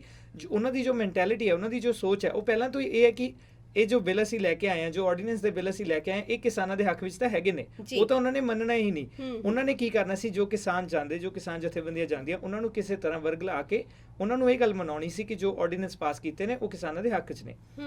ਫਿਰ ਜਿਹੜੀ ਗੱਲ ਤੁਸੀਂ ਕੀਤੀ ਕਿ ਬਿਜਲੀ ਦੀ, ਹੁਣ ਇਹ ਨਹੀਂ ਪਤਾ ਕਿ ਇਸ ਵਿੱਚ ਸੂਬਾ ਸਰਕਾਰ ਵੀ ਮਿਲੀ ਹੋਈ ਸੀ ਜਾਂ ਫਿਰ ਇਹ ਕੇਂਦਰ ਸਰਕਾਰ ਦੀ ਕਿ ਕੋਈ ਕੁਝ ਹੀ ਸਾਜ਼ਿਸ਼ ਸੀ ਕਿ ਇਹ ਕਿਸਾਨਾਂ ਨੂੰ ਇਹ ਕਹਿ ਕੇ ਡਰਾ ਦਿੱਤਾ ਜਾਵੇ ਕਿ ਬਿਜਲੀ ਨਹੀਂ ਹੈਗੀ ਜਾਂ ਬਲੈਕ ਆਊਟ ਹੋ ਜਾਏਗਾ ਪੰਜਾਬ 'ਚ। ਜੇ ਤੁਸੀਂ ਹੁਣ ਵੀ ਪੰਜਾਬ ਦੀਆਂ ਸੜਕਾਂ ਤੇ ਜਾਓ ਤਾਂ ਦਿਨ ਰਾਤ ਜਿਹੜੀਆਂ ਰੋਡ ਲਾਈਟਸ ਨੇ, ਸਟਰੀਟ ਲਾਈਟਸ ਆਪਾਂ ਕਹਿੰਦੇ ਆ, ਉਹ ਦਿਨ ਰਾਤ ਚੱਲ ਰਹੀਆਂ ਨੇ। ਜੇ ਪੰਜਾਬ ਵਿੱਚ ਬਿਜਲੀ ਨਹੀਂ ਹੈਗੀ, ਜੇ ਪੰਜਾਬ ਕੋਲ ਕੋਲਾ ਨਹੀਂ ਹੈਗਾ, ਤਾਂ ਫਿਰ ਉਹ ਕਿੱਥੋਂ ਆ ਰਹੀ ਹੈ? ਕਿਉਂ ਉਹ ਦਿਨੇ ਬੰਦ ਨਹੀਂ ਕਰ ਰਹੇ ਜਿਹੜੀਆਂ ਇਹ ਲਾਈਟਸ ਚੱਲ ਰਹੀਆਂ ਨੇ? ਫਿਰ ਯੂਰੀਆ ਦੀ ਗੱਲ ਕੀਤੀ ਇਹਨਾਂ ਨੇ ਕਿ ਯੂਰੀਆ ਦਾ ਡਰਾਵਾ ਦਿੱਤਾ ਕਿਸਾਨਾਂ ਨੂੰ ਕਿ ਜੇ ਤੁਸੀਂ ਰੇਲ ਰੋਕੋ ਅੰਦੋਲਨ ਬੰਦ ਨਾ ਕੀਤਾ ਤਾਂ ਯੂਰੀਆ ਮੁੱਕ ਜਾਏਗਾ, ਅੱਗੇ ਤੁਸੀਂ ਕਣਕਾਂ ਬੀਜਣੀਆਂ ਨੇ ਤਾਂ ਤੁਸੀਂ ਕੀ ਕਰੋਗੇ? ਫਿਰ ਇਹ ਵੀ ਤੁਹਾਨੂੰ ਦੱਸ ਦੇਣਾ ਕਿ ਜੋ ਯੂਰੀਆ ਹੈ, ਜਿੰਨੀਆਂ ਵੀ ਇੰਡਸਟਰੀਜ਼ ਨੇ, ਜਿੰਨੀਆਂ ਵੀ ਫੈਕਟਰੀਜ਼ ਨੇ, ਇਹ ਸਾਰੀਆਂ ਗੁਜਰਾਤ ਤੋਂ ਆਉਂਦੀਆਂ ਨੇ। ਤੇ ਗੁਜਰਾਤ ਦੇ ਜਿੰਨੇ ਵੀ ਕਾਰਪੋਰੇਟ ਸੈਕਟਰ ਦੇ ਇਹ ਘਰਾਣੇ ਨੇ ਇੰਡਸਟਰੀਜ਼ ਦੇ, ਇਹ ਸਿੱਧਾ ਸੰਬੰਧ ਇਹਨਾਂ ਦਾ ਨਰਿੰਦਰ ਮੋਦੀ ਆਪਣੇ ਪ੍ਰਧਾਨ ਮੰਤਰੀ ਨਰਿੰਦਰ ਮੋਦੀ ਜੀ ਨਾਲ ਹੈ। ਤੇ ਇੱਥੋਂ ਆਪਾਂ ਨੂੰ ਇਹ ਵੀ ਜ਼ਾਹਿਰ ਹੁੰਦਾ ਕਿ ਇਹਨਾਂ ਦਾ ਅਸਲੀ ਮਕਸਦ ਕੀ ਸੀ, ਕਿਉਂਕਿ ਜਦੋਂ ਇਹਨਾਂ ਨੇ ਜਿਹੜੇ ਇਹ ਬਿੱਲ ਆਰਡੀਨੈਂਸ ਲੈ ਕੇ ਆਏ ਨੇ, ਇਹ ਵੀ ਇਹਨਾਂ ਨੇ ਆਪਣੇ ਇੰਡਸਟਰੀ ਲਈ, ਆਪਣੇ ਕਾਰਪੋਰੇਟ ਸੈਕਟਰ ਲਈ ਲੈ ਕੇ ਆਏ ਨੇ। ਫਿਰ ਜਦੋਂ ਰੇਲ ਰੋਕੋ ਅੰਦੋਲਨ ਹੋ ਰਿਹਾ, ਉਹਦਾ ਘਾਟਾ ਕਿਸ ਨੂੰ ਪੈ ਰਿਹਾ? ਉਹਦਾ ਘਾਟਾ ਵੀ ਕਾਰਪੋਰੇਟ ਸੈਕਟਰ ਨੂੰ ਪੈ ਰਿਹਾ। ਹਾਂਜੀ, ਤਾਂ ਇਸ ਕਰਕੇ ਇਹ ਚਾਹੁੰਦੇ ਹਨ ਕਿ ਕਿਸੇ ਤਰੀਕੇ ਵੀ ਜਿਹੜਾ ਇਹ ਸੰਘਰਸ਼ ਹੈ, ਇਸ ਨੂੰ ਠੰਡੇ ਵਾਸਤੇ ਪਾ ਕੇ ਕਿਸਾਨਾਂ ਦਾ ਜਿਹੜਾ ਸੰਘਰਸ਼ ਹੈ ਉਹਨੂੰ ਬੰਦ ਕੀਤਾ ਜਾ ਸਕੇ। ਗੁਰਵਿੰਦਰ, ਇਹ ਤਾਂ ਗੱਲ ਹੋ ਗਈ ਕਿ ਇਸ ਤਰੀਕੇ ਦੇ ਨਾਲ, ਜਿਸ ਤਰੀਕੇ ਨਾਲ ਆਪਾਂ ਤੁਸੀਂ ਹੁਣੇ ਗੱਲ ਕੀਤੀ ਹੈ ਕਿ ਯੂਰੀਆ ਜਿਹੜੀ ਹੈਗੀ ਆ ਗੁਜਰਾਤ ਤੋਂ ਆਉਂਦੀ ਹੈ, ਤਾਂ ਗੁਜਰਾਤ ਇਸ ਟਾਈਮ ਦੇ ਉੱਪਰ ਕਾਫੀ ਘਾਟੇ 'ਚ ਚੱਲ ਰਿਹਾ, ਕਿਉਂਕਿ ਉਥੋਂ ਜਿਹੜੀ ਯੂਰੀਆ ਖਾਦ ਦੀ ਸਪਲਾਈ ਦੇ ਉੱਪਰ ਇੱਕ ਤਰ੍ਹਾਂ ਦੀ ਰੋਕ ਲੱਗੀ ਹੈ। ਤਾਂ ਇਹ ਵੀ ਅਸੀਂ ਦੇਖੀਏ ਤਾਂ ਵੀ ਕੇਂਦਰ ਇਸ ਗੱਲ ਤੋਂ ਵੀ ਸਾਡੇ ਤੋਂ ਨਾਰਾਜ਼ ਹੈ। ਹਾਂਜੀ, ਠੀਕ ਹੈ। ਤੇ ਖੇਤੀ ਬਿੱਲਾਂ ਦੀ ਅਸੀਂ ਗੱਲ ਕੀਤੀ, ਤਾਂ ਖੇਤੀ ਬਿੱਲਾਂ ਦੇ ਸੰਦਰਭ ਦੇ ਵਿੱਚ ਤਾਂ ਅਸੀਂ ਇੰਨੇ ਰਾਜਾਂ ਦੇ ਵਿੱਚੋਂ ਡਟ ਕੇ ਅਸੀਂ ਕਹੀਏ ਵੀ ਉਹਨਾਂ ਦਾ ਵਿਰੋਧ ਕਰ ਰਹੇ ਹਾਂ, ਤਾਂ ਇਟ ਮੀਨਸ ਕਿ ਅਸੀਂ ਇਸ ਚੀਜ਼ ਦੇ ਵਿੱਚ ਵੀ ਕੇਂਦਰ ਨੂੰ ਪੂਰੀ ਤਰੀਕੇ ਦੇ ਨਾਲ ਜਿਹੜੀਆਂ ਉਹਨਾਂ ਦੀਆਂ ਮੰਗਾਂ ਨੂੰ ਅਸੀਂ ਨਹੀਂ ਮੰਨਿਆ ਹੈਗਾ, ਜਾਂ ਉਹਨਾਂ ਦੇ ਬਿੱਲਾਂ ਨੂੰ ਅਸੀਂ ਪ੍ਰਵਾਨਗੀ ਜੇ ਸਾਡੀ ਸਰਕਾਰ ਨੇ ਨਹੀਂ ਦਿੱਤੀ, ਤਾਂ ਇਸ ਤਰੀਕੇ ਨਾਲ ਵੀ ਅਸੀਂ ਉਹਨਾਂ ਦੇ ਵਿਰੋਧ 'ਚ ਆ ਗਏ। ਕਿ ਆਉਣ ਵਾਲੇ ਸਮੇਂ ਦੇ ਵਿੱਚ ਕੁਝ ਐਦਾਂ ਦੀ ਗੱਲਬਾਤ ਵੀ ਹੋ ਸਕਦੀ ਹੈ, ਜਾਂ ਕੇਂਦਰ ਦੇ ਕੋਲ ਕੋਈ ਹੋਰ ਇਹੋ ਜਿਹਾ ਹਥਿਆਰ ਹਜੇ ਬਾਕੀ ਹੈਗਾ ਜਿਸ ਦੇ ਨਾਲ ਸਾਡੇ ਜਿਹੜੇ ਕਿਸਾਨ ਵੀਰਾਂ ਦਾ ਇਹ ਸੰਘਰਸ਼ ਹੈਗਾ ਉਹ ਠੰਡਾ ਹੋ ਸਕਦਾ, ਜਾਂ ਅਸੀਂ ਕਹੀਏ ਜਿਵੇਂ ਸਾਨੂੰ ਪਹਿਲਾਂ ਲੱਗਦਾ ਸੀ ਕਿ ਘੁਸਪੈਠ ਦੀਆਂ ਜਿਹੜੀਆਂ ਕੁਝ ਹਰਕਤਾਂ ਹੋ ਰਹੀਆਂ ਹੈਗੀਆਂ, ਕਿਸੇ ਤੇ ਹਮਲਾ ਹੋ ਰਿਹਾ ਜਾਂ ਬੇਅਦਬੀ ਦੀਆਂ ਜੋ ਘਟਨਾਵਾਂ ਆ ਰਹੀਆਂ ਹੈਗੀਆਂ, ਇਸ ਤੋਂ ਬਿਨਾਂ ਸਾਨੂੰ ਇਹ ਮਹਿਸੂਸ ਹੋ ਰਿਹਾ ਸੀ ਕਿ ਹੋ ਸਕਦਾ ਕਿ ਸਾਡੇ ਕਿਸਾਨ ਵੀਰਾਂ ਨੂੰ ਗੁੰਮਰਾਹ ਕੀਤਾ ਜਾ ਰਿਹਾ। ਠੀਕ ਹੈ, ਹਾਂਜੀ ਮਨਦੀਪ ਜੀ, ਬਿਲਕੁਲ। ਕੋਈ ਹਜੇ ਵੀ ਕੋਈ ਇਹੋ ਜਿਹਾ ਪੁਆਇੰਟ ਸਾਨੂੰ ਨਜ਼ਰ ਆ ਰਿਹਾ, ਜਾਂ ਹਜੇ ਵੀ ਸਾਡੇ ਕਿਸਾਨ ਵੀਰਾਂ ਨੂੰ ਸੁਚੇਤ ਹੋਣ ਦੀ ਜ਼ਰੂਰਤ ਹੈਗੀ ਹੈ ਵੀ ਉਹਨਾਂ ਦੇ ਉੱਪਰ ਕੋਈ ਹੋਰ ਹਜੇ ਵੀ ਕਿਸੇ ਤਰੀਕੇ ਦਾ ਖਤਰਾ ਜਿਹੜਾ ਅਸੀਂ ਕਹਿ ਰਹੇ ਹਾਂ ਕਿ ਮੰਡਰਾ ਰਿਹਾ, ਜਾਂ ਸਾਨੂੰ ਹਜੇ ਵੀ ਸਮਝਣ ਦੀ ਲੋੜ ਹੈ ਕੁਝ ਹੋਰ ਵੀ ਕਿ ਤੁਹਾਨੂੰ ਲੱਗਦਾ ਹੈ? ਬਿਲਕੁਲ ਮਨਦੀਪ ਜੀ, ਤੁਸੀਂ ਬਹੁਤ ਵਧੀਆ ਗੱਲ ਕੀਤੀ ਹੈ। ਜਿਵੇਂ ਪਹਿਲਾਂ ਕੇਂਦਰ ਸਰਕਾਰ ਨੇ ਕਿਸਾਨਾਂ ਨੂੰ ਗੁੰਮਰਾਹ ਕਰਨ ਦੀ ਕੋਸ਼ਿਸ਼ ਕੀਤੀ, ਚਾਹੇ ਉਹ ਬਿਜਲੀ ਦਾ ਮੁੱਦਾ ਕਹਿ ਕੇ ਹੋਵੇ, ਚਾਹੇ ਉਹ ਯੂਰੀਆ ਦਾ ਹੋਵੇ, ਜਾਂ ਫਿਰ ਹੋਰ ਬੇਅਦਬੀਆਂ ਕਰਾ ਕੇ ਜਾਂ ਹਮਲੇ ਕਰਾ ਕੇ ਹੋਵੇ। ਹੁਣ ਇੱਕ ਜਿਹੜਾ ਨਵਾਂ ਮੁੱਦਾ ਆਉਣ ਵਾਲੇ ਦਿਨਾਂ 'ਚ ਆਪਾਂ ਨੂੰ ਦੇਖਣ ਨੂੰ ਮਿਲੇਗਾ, ਉਹ ਇਹ ਹੈ ਕਿ ਕਿਸਾਨਾਂ ਦਾ ਜੋ ਕੁਝ ਕੁ ਕਿਸਾਨ ਜਥੇਬੰਦੀਆਂ ਨੇ, ਕੁਝ ਕੁ ਸਰਪੰਚ ਨੇ ਪਿੰਡਾਂ ਦੇ, ਉਹਨਾਂ ਨੂੰ ਬੁਲਾ ਕੇ ਪਿੰਡਾਂ ਦੇ ਵਿੱਚ ਇਹ ਅਨਾਉਂਸਮੈਂਟ ਕਰਾਈ ਜਾ ਰਹੀ ਹੈ ਕਿ ਜੋ ਝੋਨੇ ਦੀ ਪਰਾਲੀ ਦਾ ਨਾੜ ਹੈ ਉਸ ਨੂੰ ਵੱਧ ਤੋਂ ਵੱਧ ਅੱਗ ਲਾਈ ਜਾਵੇ। ਜੀ, ਇੱਥੇ ਬਹੁਤ ਜ਼ਰੂਰੀ ਹੈ ਕਿਸਾਨਾਂ ਨੂੰ ਇਹ ਸਮਝਣਾ ਕਿ ਇਹ ਕਾਨੂੰਨੀ ਗਲਤ ਹੈ। ਤੁਸੀਂ ਪਰਾਲੀ ਨੂੰ ਅੱਗ ਨਹੀਂ ਲਾ ਸਕਦੇ। ਪਿਛਲੇ ਸਾਲ ਵੀ ਆਪਾਂ ਦੇਖਿਆ ਕਿ ਜਿਹੜੀ ਸਰਕਾਰ ਸੀ, ਜਿਹੜੇ ਸਰਕਾਰ ਦੇ ਨੁਮਾਇੰਦੇ ਸੀਗੇ, ਮੁਲਾਜ਼ਮ ਸੀਗੇ, ਉਹਨਾਂ ਵੱਲੋਂ ਕੁਝ ਕਾਰਵਾਈ ਕੀਤੀ ਗਈ। ਹਾਲਾਂਕਿ ਉਹ ਬਹੁਤ ਹੀ ਠੰਡੀ ਜੀ ਕਾਰਵਾਈ ਸੀਗੀ ਤੇ ਬਹੁਤ ਹੀ ਘੱਟ ਲੋਕਾਂ ਤੱਕ ਸੀਮਿਤ ਸੀਗੀ, ਪਰ ਇਸ ਵਾਰ ਕਿਉਂਕਿ ਕੇਂਦਰ ਸਰਕਾਰ ਨੇ ਕਿਸੇ ਨਾ ਕਿਸੇ ਤਰੀਕੇ ਜਿਹੜਾ ਇਹ ਸੰਘਰਸ਼ ਹੈ ਇਸ ਨੂੰ ਦਬਾਉਣਾ ਹੈ, ਤਾਂ ਹੋ ਸਕਦਾ ਹੈ ਕਿ ਜਿੰਨੀ ਪਰਾਲੀ ਨੂੰ ਅੱਗ ਲਾਈ ਜਾਵੇ, ਜੋ ਵੀ ਇਸ ਦੇ ਵਿੱਚ ਦੋਸ਼ੀ ਹੋਵੇਗਾ ਉਸ ਤੇ ਵੱਧ ਤੋਂ ਵੱਧ ਕਾਰਵਾਈ ਕੀਤੀ ਜਾਵੇ। ਗ੍ਰਿਫਤਾਰੀਆਂ ਵੀ ਹੋ ਸਕਦੀਆਂ ਹਨ, ਪਰਚੇ ਵੀ ਪਾਏ ਜਾ ਸਕਦੇ ਨੇ, ਤੇ ਬਹੁਤ ਇਦਾਂ ਦੇ ਆਪਾਂ ਨੂੰ ਆਉਣ ਵਾਲੇ ਦਿਨਾਂ ਵਿੱਚ ਆਪਾਂ ਨੂੰ ਇਦਾਂ ਦਾ ਬਹੁਤ ਕੁਝ ਦੇਖਣ ਨੂੰ ਮਿਲੇਗਾ। ਕਿਸਾਨਾਂ ਨੂੰ ਇਹ ਵੀ ਸਮਝਣ ਦੀ ਲੋੜ ਹੈ ਕਿ ਜੋ ਇਹ ਅਨਾਉਂਸਮੈਂਟਾਂ ਕਰਵਾ ਰਹੇ ਨੇ ਕਿ ਇੰਨਾ ਧੂੰਆਂ ਕਰੋ ਪਰਾਲੀ ਦਾ ਤੇ ਦਿੱਲੀ ਤੱਕ ਜਾਏ, ਫਿਰ ਦਿੱਲੀ ਦੀ ਅੱਖ ਖੁੱਲੇਗੀ। ਇੱਥੇ ਸਮਝਣ ਦੀ ਲੋੜ ਹੈ ਕਿ ਜਿਹੜਾ ਧੂੰਆਂ ਦਿੱਲੀ 'ਚ ਜਾਣਾ ਹੈ, ਜਿਹੜਾ ਧੂੰਆਂ ਦਿੱਲੀ ਜਾਣਾ ਹੈ, ਉਸ ਨੂੰ ਦਿੱਲੀ ਜਾਣ ਤੇ 2 ਤੋਂ 3 ਦਿਨ ਲੱਗਣੇ ਨੇ, ਪਰ ਪੰਜਾਬ ਵਿੱਚ ਉਹ ਧੂੰਆਂ ਉਸੇ ਸ਼ਾਮ ਨੂੰ ਤੁਸੀਂ ਜਦੋਂ ਟ੍ਰੈਫਿਕ, ਜੇ ਤੁਸੀਂ ਬਾਹਰ ਨਿਕਲ ਕੇ ਦੇਖੋ ਤਾਂ 5 ਵਜੇ ਤੋਂ ਬਾਅਦ ਤੁਸੀਂ ਦੇਖ ਸਕਦੇ ਹੋ ਉਹ ਧੂੰਆਂ ਪਹਿਲਾਂ ਆਪਣੇ ਘਰਾਂ ਵਿੱਚ ਵੜੇਗਾ, ਆਪਣੇ ਪਸ਼ੂਆਂ ਦਾ ਸਾਹ ਲੈਣਾ ਔਖਾ ਹੋਏਗਾ, ਆਪਣੇ ਬੱਚਿਆਂ ਦਾ ਸਾਹ ਲੈਣਾ ਔਖਾ ਹੋਏਗਾ, ਆਪਣਾ ਖੁਦ ਦਾ ਸਾਹ ਲੈਣਾ ਔਖਾ ਹੋਏਗਾ। ਫਿਰ ਕਿਤੇ ਜਾ ਕੇ 2-3 ਦਿਨਾਂ ਬਾਅਦ ਹੋ ਸਕਦਾ ਉਹ ਦਿੱਲੀ ਪਹੁੰਚੇ, ਹੋ ਸਕਦਾ ਨਾ ਪਹੁੰਚੇ। ਉਸ ਤੋਂ ਪਹਿਲਾਂ ਆਪਾਂ ਨੂੰ ਹੀ ਉਸਦੇ ਬਹੁਤ ਨੁਕਸਾਨ ਨੇ। ਜਿਹੜੀ ਜ਼ਮੀਨ ਹੈ, ਜਿਹੜੀ ਕਿਸਾਨ ਦੀ ਜ਼ਮੀਨ ਹੈ ਜਿਸ ਦੇ ਵਿੱਚ ਪਰਾਲੀ ਦੇ ਨਾੜ ਨੂੰ ਅੱਗ ਲਾਈ ਜਾਵੇਗੀ, ਉਸ ਦੀ ਜਿਹੜੀ ਉਪਜ ਸ਼ਕਤੀ ਹੈ ਉਹ ਵੀ ਬਹੁਤ ਘੱਟ ਹੋ ਜਾਏਗੀ। ਇਹ ਗੱਲਾਂ ਨੇ ਜੋ ਕਿਸਾਨਾਂ ਨੂੰ ਨਹੀਂ ਦੱਸੀਆਂ ਜਾਂਦੀਆਂ। ਕਿਸਾਨਾਂ ਨੂੰ ਸਿਰਫ ਇੱਕ ਸੰਘਰਸ਼ ਦੀ ਭਾਵਨਾ ਦੇ ਹੇਠ ਗੁੰਮਰਾਹ ਕਰਕੇ ਇਹ ਕਿਹਾ ਜਾਏਗਾ ਕਿ ਤੁਸੀਂ ਅੱਗ ਲਾਓ ਤੇ ਆਪਾਂ ਦਿੱਲੀ ਨੂੰ ਜਗਾਈਏ। ਕਿਸਾਨ ਵੀਰੋ, ਮੇਰੀ ਤੁਹਾਨੂੰ ਇੱਕੋ ਹੀ ਬੇਨਤੀ ਹੈ, ਆਪਣੇ ਦਿਮਾਗ ਨਾਲ ਸੋਚਿਓ ਕਿ ਜਿਹੜਾ ਇਹ ਤੁਸੀਂ ਪਰਾਲੀ ਦੇ ਨਾੜ ਨੂੰ ਅੱਗ ਲਾਓਗੇ, ਇਸ ਦਾ ਕਿੰਨਾ ਫਾਇਦਾ ਤੁਹਾਨੂੰ ਹੋਏਗਾ ਅਤੇ ਕਿੰਨਾ ਨੁਕਸਾਨ ਦਿੱਲੀ ਨੂੰ ਹੋਏਗਾ। ਮੇਰੇ ਹਿਸਾਬ ਨਾਲ ਤਾਂ ਜੋ ਨੁਕਸਾਨ ਹੈ ਉਹ ਤੁਹਾਡਾ ਹੋਏਗਾ, ਦਿੱਲੀ ਨੂੰ ਨਾ ਇਸ ਦਾ ਕੋਈ ਫਾਇਦਾ ਹੋਣਾ, ਨਾ ਕੋਈ ਨੁਕਸਾਨ। ਹਾਂ, ਕੇਂਦਰ ਸਰਕਾਰ ਨੂੰ ਤੁਸੀਂ ਇੱਕ ਮੋਟਿਵ ਦੇ ਦੋਗੇ, ਇੱਕ ਤਰੀਕਾ ਦੇ ਦੋਗੇ ਤੁਹਾਡੇ ਤੇ ਕਾਰਵਾਈ ਕਰਨ ਦਾ, ਅਤੇ ਤੁਹਾਡੇ ਇਸ ਸੰਘਰਸ਼ ਨੂੰ ਜੋ ਤੁਸੀਂ ਖੇਤੀ ਆਰਡੀਨੈਂਸਾਂ ਦੇ ਖਿਲਾਫ ਵਿੱਢਿਆ ਹੋਇਆ, ਇਸ ਨੂੰ ਠੰਡੇ ਬਸਤੇ ਪਾਉਣ ਦਾ ਇੱਕ ਉਹਨਾਂ ਨੂੰ ਰਾਹ ਦੇ ਦੋਗੇ। ਜੀ, ਹਾਂਜੀ ਮਨਦੀਪ ਜੀ। ਤਾਂ ਗੁਰਵਿੰਦਰ, ਜਿਵੇਂ ਤੁਸੀਂ ਕਿਹਾ ਕਿ ਹੋ ਸਕਦਾ ਕਿ ਇਹ ਇਸ ਤਰੀਕੇ ਦੇ ਨਾਲ, ਜਿਵੇਂ ਤੁਸੀਂ ਦੱਸਿਆ ਕਿ ਜੋ ਪਿੰਡਾਂ ਦੇ ਸਰਪੰਚ ਹੈਗੇ ਉਹਨਾਂ ਵੱਲੋਂ ਕੁਝ ਅਨਾਉਂਸਮੈਂਟਸ ਇਸ ਦੇ ਸੰਦਰਭ ਵਿੱਚ ਕੀਤੀਆਂ ਜਾ ਰਹੀਆਂ ਕਿ ਉਹ ਪਰਾਲੀ ਨੂੰ ਅੱਗ ਲਾ ਸਕਦੇ ਆ, ਪਰ ਹੁਣ ਗੱਲ ਇਹ ਹੈ ਕਿ ਇਹ ਕਾਫੀ ਸਾਲਾਂ ਤੋਂ ਹੁੰਦਾ ਤਾਂ ਆ ਰਿਹਾ ਹੈਗਾ। ਸਾਡੇ ਕਿਸਾਨ ਵੀਰ ਆਪਦੀ ਪਰਾਲੀ ਨੂੰ ਅੱਗ ਵੀ ਲਾਉਂਦੇ ਆ। ਪੰਜਾਬ ਦੇ ਵਿੱਚ ਜਿਹੜਾ ਧੂਏ ਦਾ ਸਿਲਸਿਲਾ ਹਰ ਸਾਲ ਇਸੇ ਤਰੀਕੇ ਦੇ ਨਾਲ ਹੁੰਦਾ, ਪਰ ਇਸ ਵਾਰ ਇਹ ਧੂੰਆਂ ਹੋ ਸਕਦਾ ਕਿ ਤੁਹਾਡੇ ਆਪਣੇ ਲਈ ਹੀ ਜ਼ਿਆਦਾ ਖਤਰਨਾਕ ਸਾਬਤ ਹੋਵੇ, ਕਿਉਂਕਿ ਇਹ ਨਹੀਂ ਪਤਾ ਕਿ ਕੇਂਦਰ ਸਰਕਾਰ ਨੇ ਜਾਂ ਅਸੀਂ ਕਹੀਏ ਕਿ ਐਡਮਿਨਿਸਟ੍ਰੇਸ਼ਨ ਜੋ ਹੈਗਾ ਇਸ ਦੇ ਵਿੱਚ ਕਿੱਦਾਂ ਦੀਆਂ ਕਿਸ ਤਰ੍ਹਾਂ ਤੁਹਾਨੂੰ ਆਪਣੇ ਲਪੇਟੇ ਦੇ ਵਿੱਚ ਲੈ ਸਕਦਾ ਹੈ। ਇਸ ਕਰਕੇ ਅਸੀਂ ਇਸੇ ਚੈਨਲ ਤੋਂ ਤੁਹਾਨੂੰ ਇੱਕੋ ਹੀ ਰਿਕੁਐਸਟ ਬਾਰ-ਬਾਰ ਕਰਦੇ ਹਾਂ ਕਿ ਤੁਸੀਂ ਕੇਂਦਰ ਸਰਕਾਰ ਨੂੰ ਇਹੋ ਜਿਹਾ ਕੋਈ ਵੀ ਮਸਲਾ ਨਾ ਦਿਓ ਜਾਂ ਇਹੋ ਜਿਹੀ ਕੋਈ ਵੀ ਗਲਤੀ ਨਾ ਕਰੋ ਜੋ ਤੁਹਾਡੇ ਇਸ ਸੰਘਰਸ਼ ਨੂੰ ਠੰਡਾ ਕਰ ਦੇਵੇ ਜਾਂ ਤੁਹਾਡੇ ਉੱਤੇ ਕਿਸੇ ਵੀ ਤਰ੍ਹਾਂ ਦੀ ਕੋਈ ਵੀ ਕਾਨੂੰਨੀ ਕਾਰਵਾਈ ਹੋਵੇ ਜੀ। ਤੇ ਇਸ ਤੋਂ ਬਾਅਦ ਜੇਕਰ ਅਸੀਂ ਗੱਲ ਕਰੀਏ ਗੁਰਵਿੰਦਰ, ਕਿ ਆਮ ਅਸੀਂ ਦੇਖ ਰਹੇ ਹਾਂ ਕਿ ਹੁਣ ਇੱਕ ਇਹ ਜੋ ਵਿਰੋਧ ਹੈਗਾ, ਹਰ ਇੱਕ ਤਰ੍ਹਾਂ ਦਾ ਵਿਰੋਧ ਹੈ ਕੇਂਦਰ ਸਰਕਾਰ ਦੇ ਖਿਲਾਫ। ਹਾਂਜੀ, ਲੋਕਾਂ ਨੇ ਵਿਰੋਧ ਕੀਤਾ, ਕਿਸਾਨਾਂ ਨੇ ਵਿਰੋਧ ਕੀਤਾ, ਵਪਾਰੀਆਂ ਨੇ ਵਿਰੋਧ ਕੀਤਾ, ਤੇ ਹੁਣ ਸਾਡੀ ਸਰਕਾਰ ਵੀ ਸਾਡੇ ਨਾਲ ਆ ਮਿਲੀ ਹੈ ਤਾਂ ਸਰਕਾਰ ਨੇ ਵੀ ਕੇਂਦਰ ਸਰਕਾਰ ਦਾ ਵਿਰੋਧ ਕੀਤਾ। ਤਾਂ ਹਰ ਪੱਖ ਤੋਂ ਪੰਜਾਬ ਜਿਹੜਾ ਹੈਗਾ ਇੱਕ ਅਸੀਂ ਕਹਿ ਸਕਦੇ ਹਾਂ ਕਿ ਕੇਂਦਰ ਸਰਕਾਰ ਦਾ ਵਿਰੋਧੀ ਬਣ ਗਿਆ। ਕਿ ਤੁਹਾਨੂੰ ਲੱਗਦਾ ਹੈ ਕਿ ਆਉਣ ਵਾਲੇ ਸਮੇਂ ਦੇ ਵਿੱਚ ਇਸ ਵਿਰੋਧ ਦਾ ਕੇਂਦਰ ਸਰਕਾਰ ਦਾ ਕੋਈ ਹੋਰ ਵਤੀਰਾ ਸਾਡੇ ਪੰਜਾਬ ਦੇ ਲਈ ਹੋ ਸਕਦਾ ਹੈ, ਜਾਂ ਆਉਣ ਵਾਲੇ ਸਮੇਂ ਦੇ ਵਿੱਚ ਸਾਡੇ ਲਈ ਕੋਈ ਖਤਰਨਾਕ ਕੋਈ ਐਸਾ ਸਿੱਟਾ ਸਾਨੂੰ ਸਾਹਮਣਾ ਕਰਨਾ ਪਏਗਾ, ਕੁਝ ਐਦਾਂ ਦਾ ਵੀ ਹੋ ਸਕਦਾ ਹੈ, ਜਾਂ ਜਿਸ ਤਰੀਕੇ ਦੇ ਨਾਲ ਅਸੀਂ ਕਹੀਏ ਵੀ ਕੇਂਦਰ ਦੇ ਕੋਲ ਇੱਕ ਪਾਵਰ ਹੈਗੀ ਹੈ। ਜੀ ਬਿਲਕੁਲ ਮਨਦੀਪ, ਜਿਵੇਂ ਤੁਸੀਂ ਕਿਹਾ ਕਿ ਪੰਜਾਬ ਨੇ ਕੇਂਦਰ ਸਰਕਾਰ ਦਾ ਖੁੱਲ੍ਹ ਕੇ ਵਿਰੋਧ ਕੀਤਾ, ਡਟ ਕੇ ਵਿਰੋਧ ਕੀਤਾ। ਹੁਣ ਇਹੀ ਦੇਖਣਾ ਹੋਏਗਾ ਕਿ ਜਦੋਂ ਪੰਜਾਬ ਨੇ ਸ਼ੁਰੂਆਤ ਕਰਤੀ, ਪੰਜਾਬ ਭਾਰਤ ਦਾ ਪਹਿਲਾ ਸੂਬਾ ਬਣਿਆ ਜਿਸ ਨੇ ਖੇਤੀ ਆਰਡੀਨੈਂਸ ਦੇ ਵਿਰੋਧ ਵਿੱਚ ਸਰਕਾਰ ਦੇ ਖਿਲਾਫ ਡਟ ਕੇ ਵਿਰੋਧ ਕੀਤਾ ਅਤੇ ਇਹਨਾਂ ਦੇ ਖਿਲਾਫ 3 ਬਿੱਲ ਪਾਸ ਕੀਤੇ ਨੇ। ਹੁਣ ਦੇਖਣਾ ਇਹ ਹੋਏਗਾ ਕਿ ਜਿਹੜੇ ਬਾਕੀ ਸਰਕਾਰਾਂ ਨੇ, ਜਿਹੜੀਆਂ ਬਾਕੀ ਸੂਬਿਆਂ ਦੀਆਂ ਸਰਕਾਰਾਂ ਨੇ, ਕਿ ਉਹ ਵੀ ਇਸ ਮੁਹਿੰਮ ਵਿੱਚ ਸ਼ਾਮਿਲ ਹੁੰਦੀਆਂ ਨੇ, ਕਿ ਉਹ ਵੀ ਕੇਂਦਰ ਦਾ ਵਿਰੋਧ ਕਰਦੀਆਂ ਨੇ। ਹੋ ਸਕਦਾ ਹੈ, ਇੱਥੇ ਮੈਂ ਇਹ ਨਹੀਂ ਕਹਿ ਰਿਹਾ ਕਿ ਹੋਵੇਗਾ, ਹੋ ਸਕਦਾ ਹੈ ਕੇਂਦਰ ਸਰਕਾਰ ਆਪਣਾ ਵਿਰੋਧ ਜਿਹੜਾ ਹੈ ਵਿਰੋਧ ਕੀਤਾ ਪੰਜਾਬ ਨੇ, ਪੰਜਾਬ ਦੀ ਸਰਕਾਰ ਨੇ, ਪੰਜਾਬ ਦੇ ਲੋਕਾਂ ਨੇ, ਪੰਜਾਬ ਦੇ ਕਿਸਾਨਾਂ ਨੇ, ਇਸ ਵਿਰੋਧ ਨੂੰ ਠੰਡਾ ਕਰਨ ਵਾਸਤੇ, ਇਸ ਵਿਰੋਧ ਦੇ ਜਿਵੇਂ ਕਹਿੰਦੇ ਆਪਾਂ ਉਲਟ ਕਾਰਵਾਈ ਕਰਨ ਵਾਸਤੇ ਹੋ ਸਕਦਾ ਕਿ ਜਿਹੜੀ ਸਰਕਾਰ ਹੈ ਉਸ ਨੂੰ ਭੰਗ ਕਰਕੇ ਇੱਥੇ ਰਾਸ਼ਟਰਪਤੀ ਰਾਜ ਲਾਗੂ ਕੀਤਾ ਜਾਵੇ। ਹੋ ਸਕਦਾ ਉਹ ਜਿਹੜੀ ਪੰਜਾਬ ਦੀ ਵਾਗਡੋਰ ਹੈ, ਕਿਉਂਕਿ ਜਿਹੜੇ ਇਹ ਬਿੱਲ ਪਾਸ ਹੋਏ ਨੇ, 4 ਬਿੱਲ ਪਾਸ ਹੋਏ ਨੇ ਪੰਜਾਬ ਵਿਧਾਨ ਸਭਾ ਦੇ, ਉਹਦੇ ਵਿੱਚ ਕੋਈ ਵੀ ਆਮਦ ਸਾਨੂੰ ਨਜ਼ਰ ਨਹੀਂ ਆਈ। ਉਹ ਪੂਰਨ ਤੌਰ ਤੇ ਉਹਨਾਂ ਨੇ ਫਿਰ ਤੋਂ ਆਪਣੀ ਜਿਹੜੇ ਖੇਤੀ 3 ਆਰਡੀਨੈਂਸ ਬਿੱਲ ਕੇਂਦਰ ਸਰਕਾਰ ਲੈ ਕੇ ਆਈ ਸੀ ਉਹਨਾਂ ਦਾ ਸਮਰਥਨ ਕੀਤਾ। ਅਤੇ ਹੁਣ ਇਹੀ ਗੱਲ ਹੈ ਕਿ ਹੋ ਸਕਦਾ ਹੈ ਕਿ ਉਹ ਜਿਹੜੀ ਪੰਜਾਬ ਦੀ ਵਾਗਡੋਰ ਹੈ ਉਹ ਪੰਜਾਬ ਦੀ ਸਰਕਾਰ ਤੋਂ ਖੋ ਕੇ ਆਪਣੇ ਹੱਥਾਂ ਦੇ ਵਿੱਚ, ਕਿਉਂਕਿ ਆਪਾਂ ਨੂੰ ਪਤਾ ਕਿ ਰਾਸ਼ਟਰਪਤੀ ਕੌਣ ਹੈ ਤੇ ਕਿਸ ਪਾਰਟੀ ਨੂੰ ਰਾਸ਼ਟਰਪਤੀ ਕੌਣ ਹੈ ਤੇ ਕਿਸ ਪਾਰਟੀ ਨਾਲ ਸੰਬੰਧਿਤ ਨੇ, ਤਾਂ ਹੋ ਸਕਦਾ ਹੈ ਕਿ ਭਾਜਪਾ ਆਉਣ ਵਾਲੇ ਦਿਨਾਂ ਦੇ ਵਿੱਚ ਪੰਜਾਬ ਦੀ ਵਾਗਡੋਰ ਕੈਪਟਨ ਸਰਕਾਰ ਜਾਂ ਕਹੀਏ ਕਾਂਗਰਸ ਸਰਕਾਰ ਦੇ ਹੱਥੋਂ ਖੋ ਕੇ ਆਪਣੇ ਹੱਥਾਂ ਦੇ ਵਿੱਚ ਲੈ ਕੇ ਬਣਦੀ ਕਾਰਵਾਈ ਕਰੇਗੀ ਜੀ।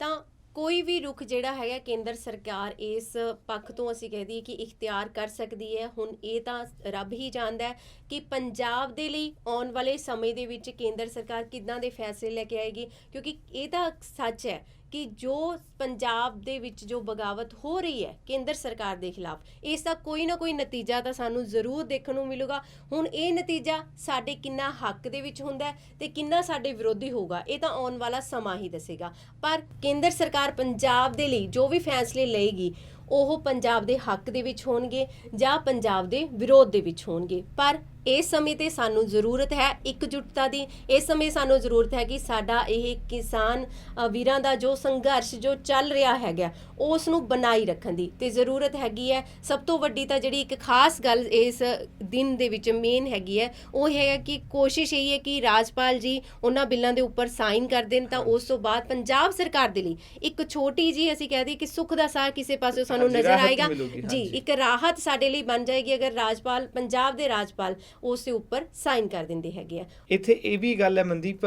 ਜਿਹੜੀ ਤੁਸੀਂ ਕਿਹਾ ਕਿ ਲੋੜ ਹੈ ਆਪਾਂ ਨੂੰ ਇਕੱਠੇ ਹੋ ਕੇ ਚੱਲਣ ਦੀ, ਲੋੜ ਹੈ ਆਪਾਂ ਨੂੰ ਜਿਹੜਾ ਕਿਸਾਨੀ ਸੰਘਰਸ਼ ਵਿੱਢਿਆ ਹੋਇਆ ਉਸ ਦਾ ਸਾਥ ਦੇਣ ਦੀ। ਇੱਥੇ ਇੱਕ ਛੋਟੀ ਜਿਹੀ ਗੱਲ ਹੈ ਕਿਸਾਨਾਂ ਲਈ ਵੀ, ਕਿਸਾਨ ਵੀਰ ਜੋ ਵੀ ਕਿਸਾਨ ਵੀਰ ਮੈਨੂੰ ਇਸ ਵੀਡੀਓ ਰਾਹੀਂ ਸੁਣ ਰਹੇ ਨੇ, ਕਿਰਪਾ ਕਰਕੇ ਤੁਸੀਂ ਆਪਣੀ ਸਮਝਦਾਰੀ ਨਾਲ ਚੱਲੋ, ਤੁਸੀਂ ਕਿਸੇ ਦੇ ਵੀ ਮਗਰ ਨਾ ਲੱਗੋ। ਜੇ ਕੋਈ ਤੁਹਾਨੂੰ ਸਰਪੰਚ ਜਾਂ ਫਿਰ ਕੋਈ ਵੀ ਖੇਤੀਬਾੜੀ ਨਾਲ ਸੰਬੰਧਿਤ ਕਿਸਾਨੀ ਆਗੂ ਤੁਹਾਨੂੰ ਇਹ ਕਹਿੰਦਾ ਕਿ ਤੁਸੀਂ ਆਪਣੀ ਪਰਾਲੀ ਨੂੰ ਅੱਗ ਲਾਓ, ਨਾ ਲਾਓ, ਤੁਸੀਂ ਆਪਣਾ ਦੇਖੋ,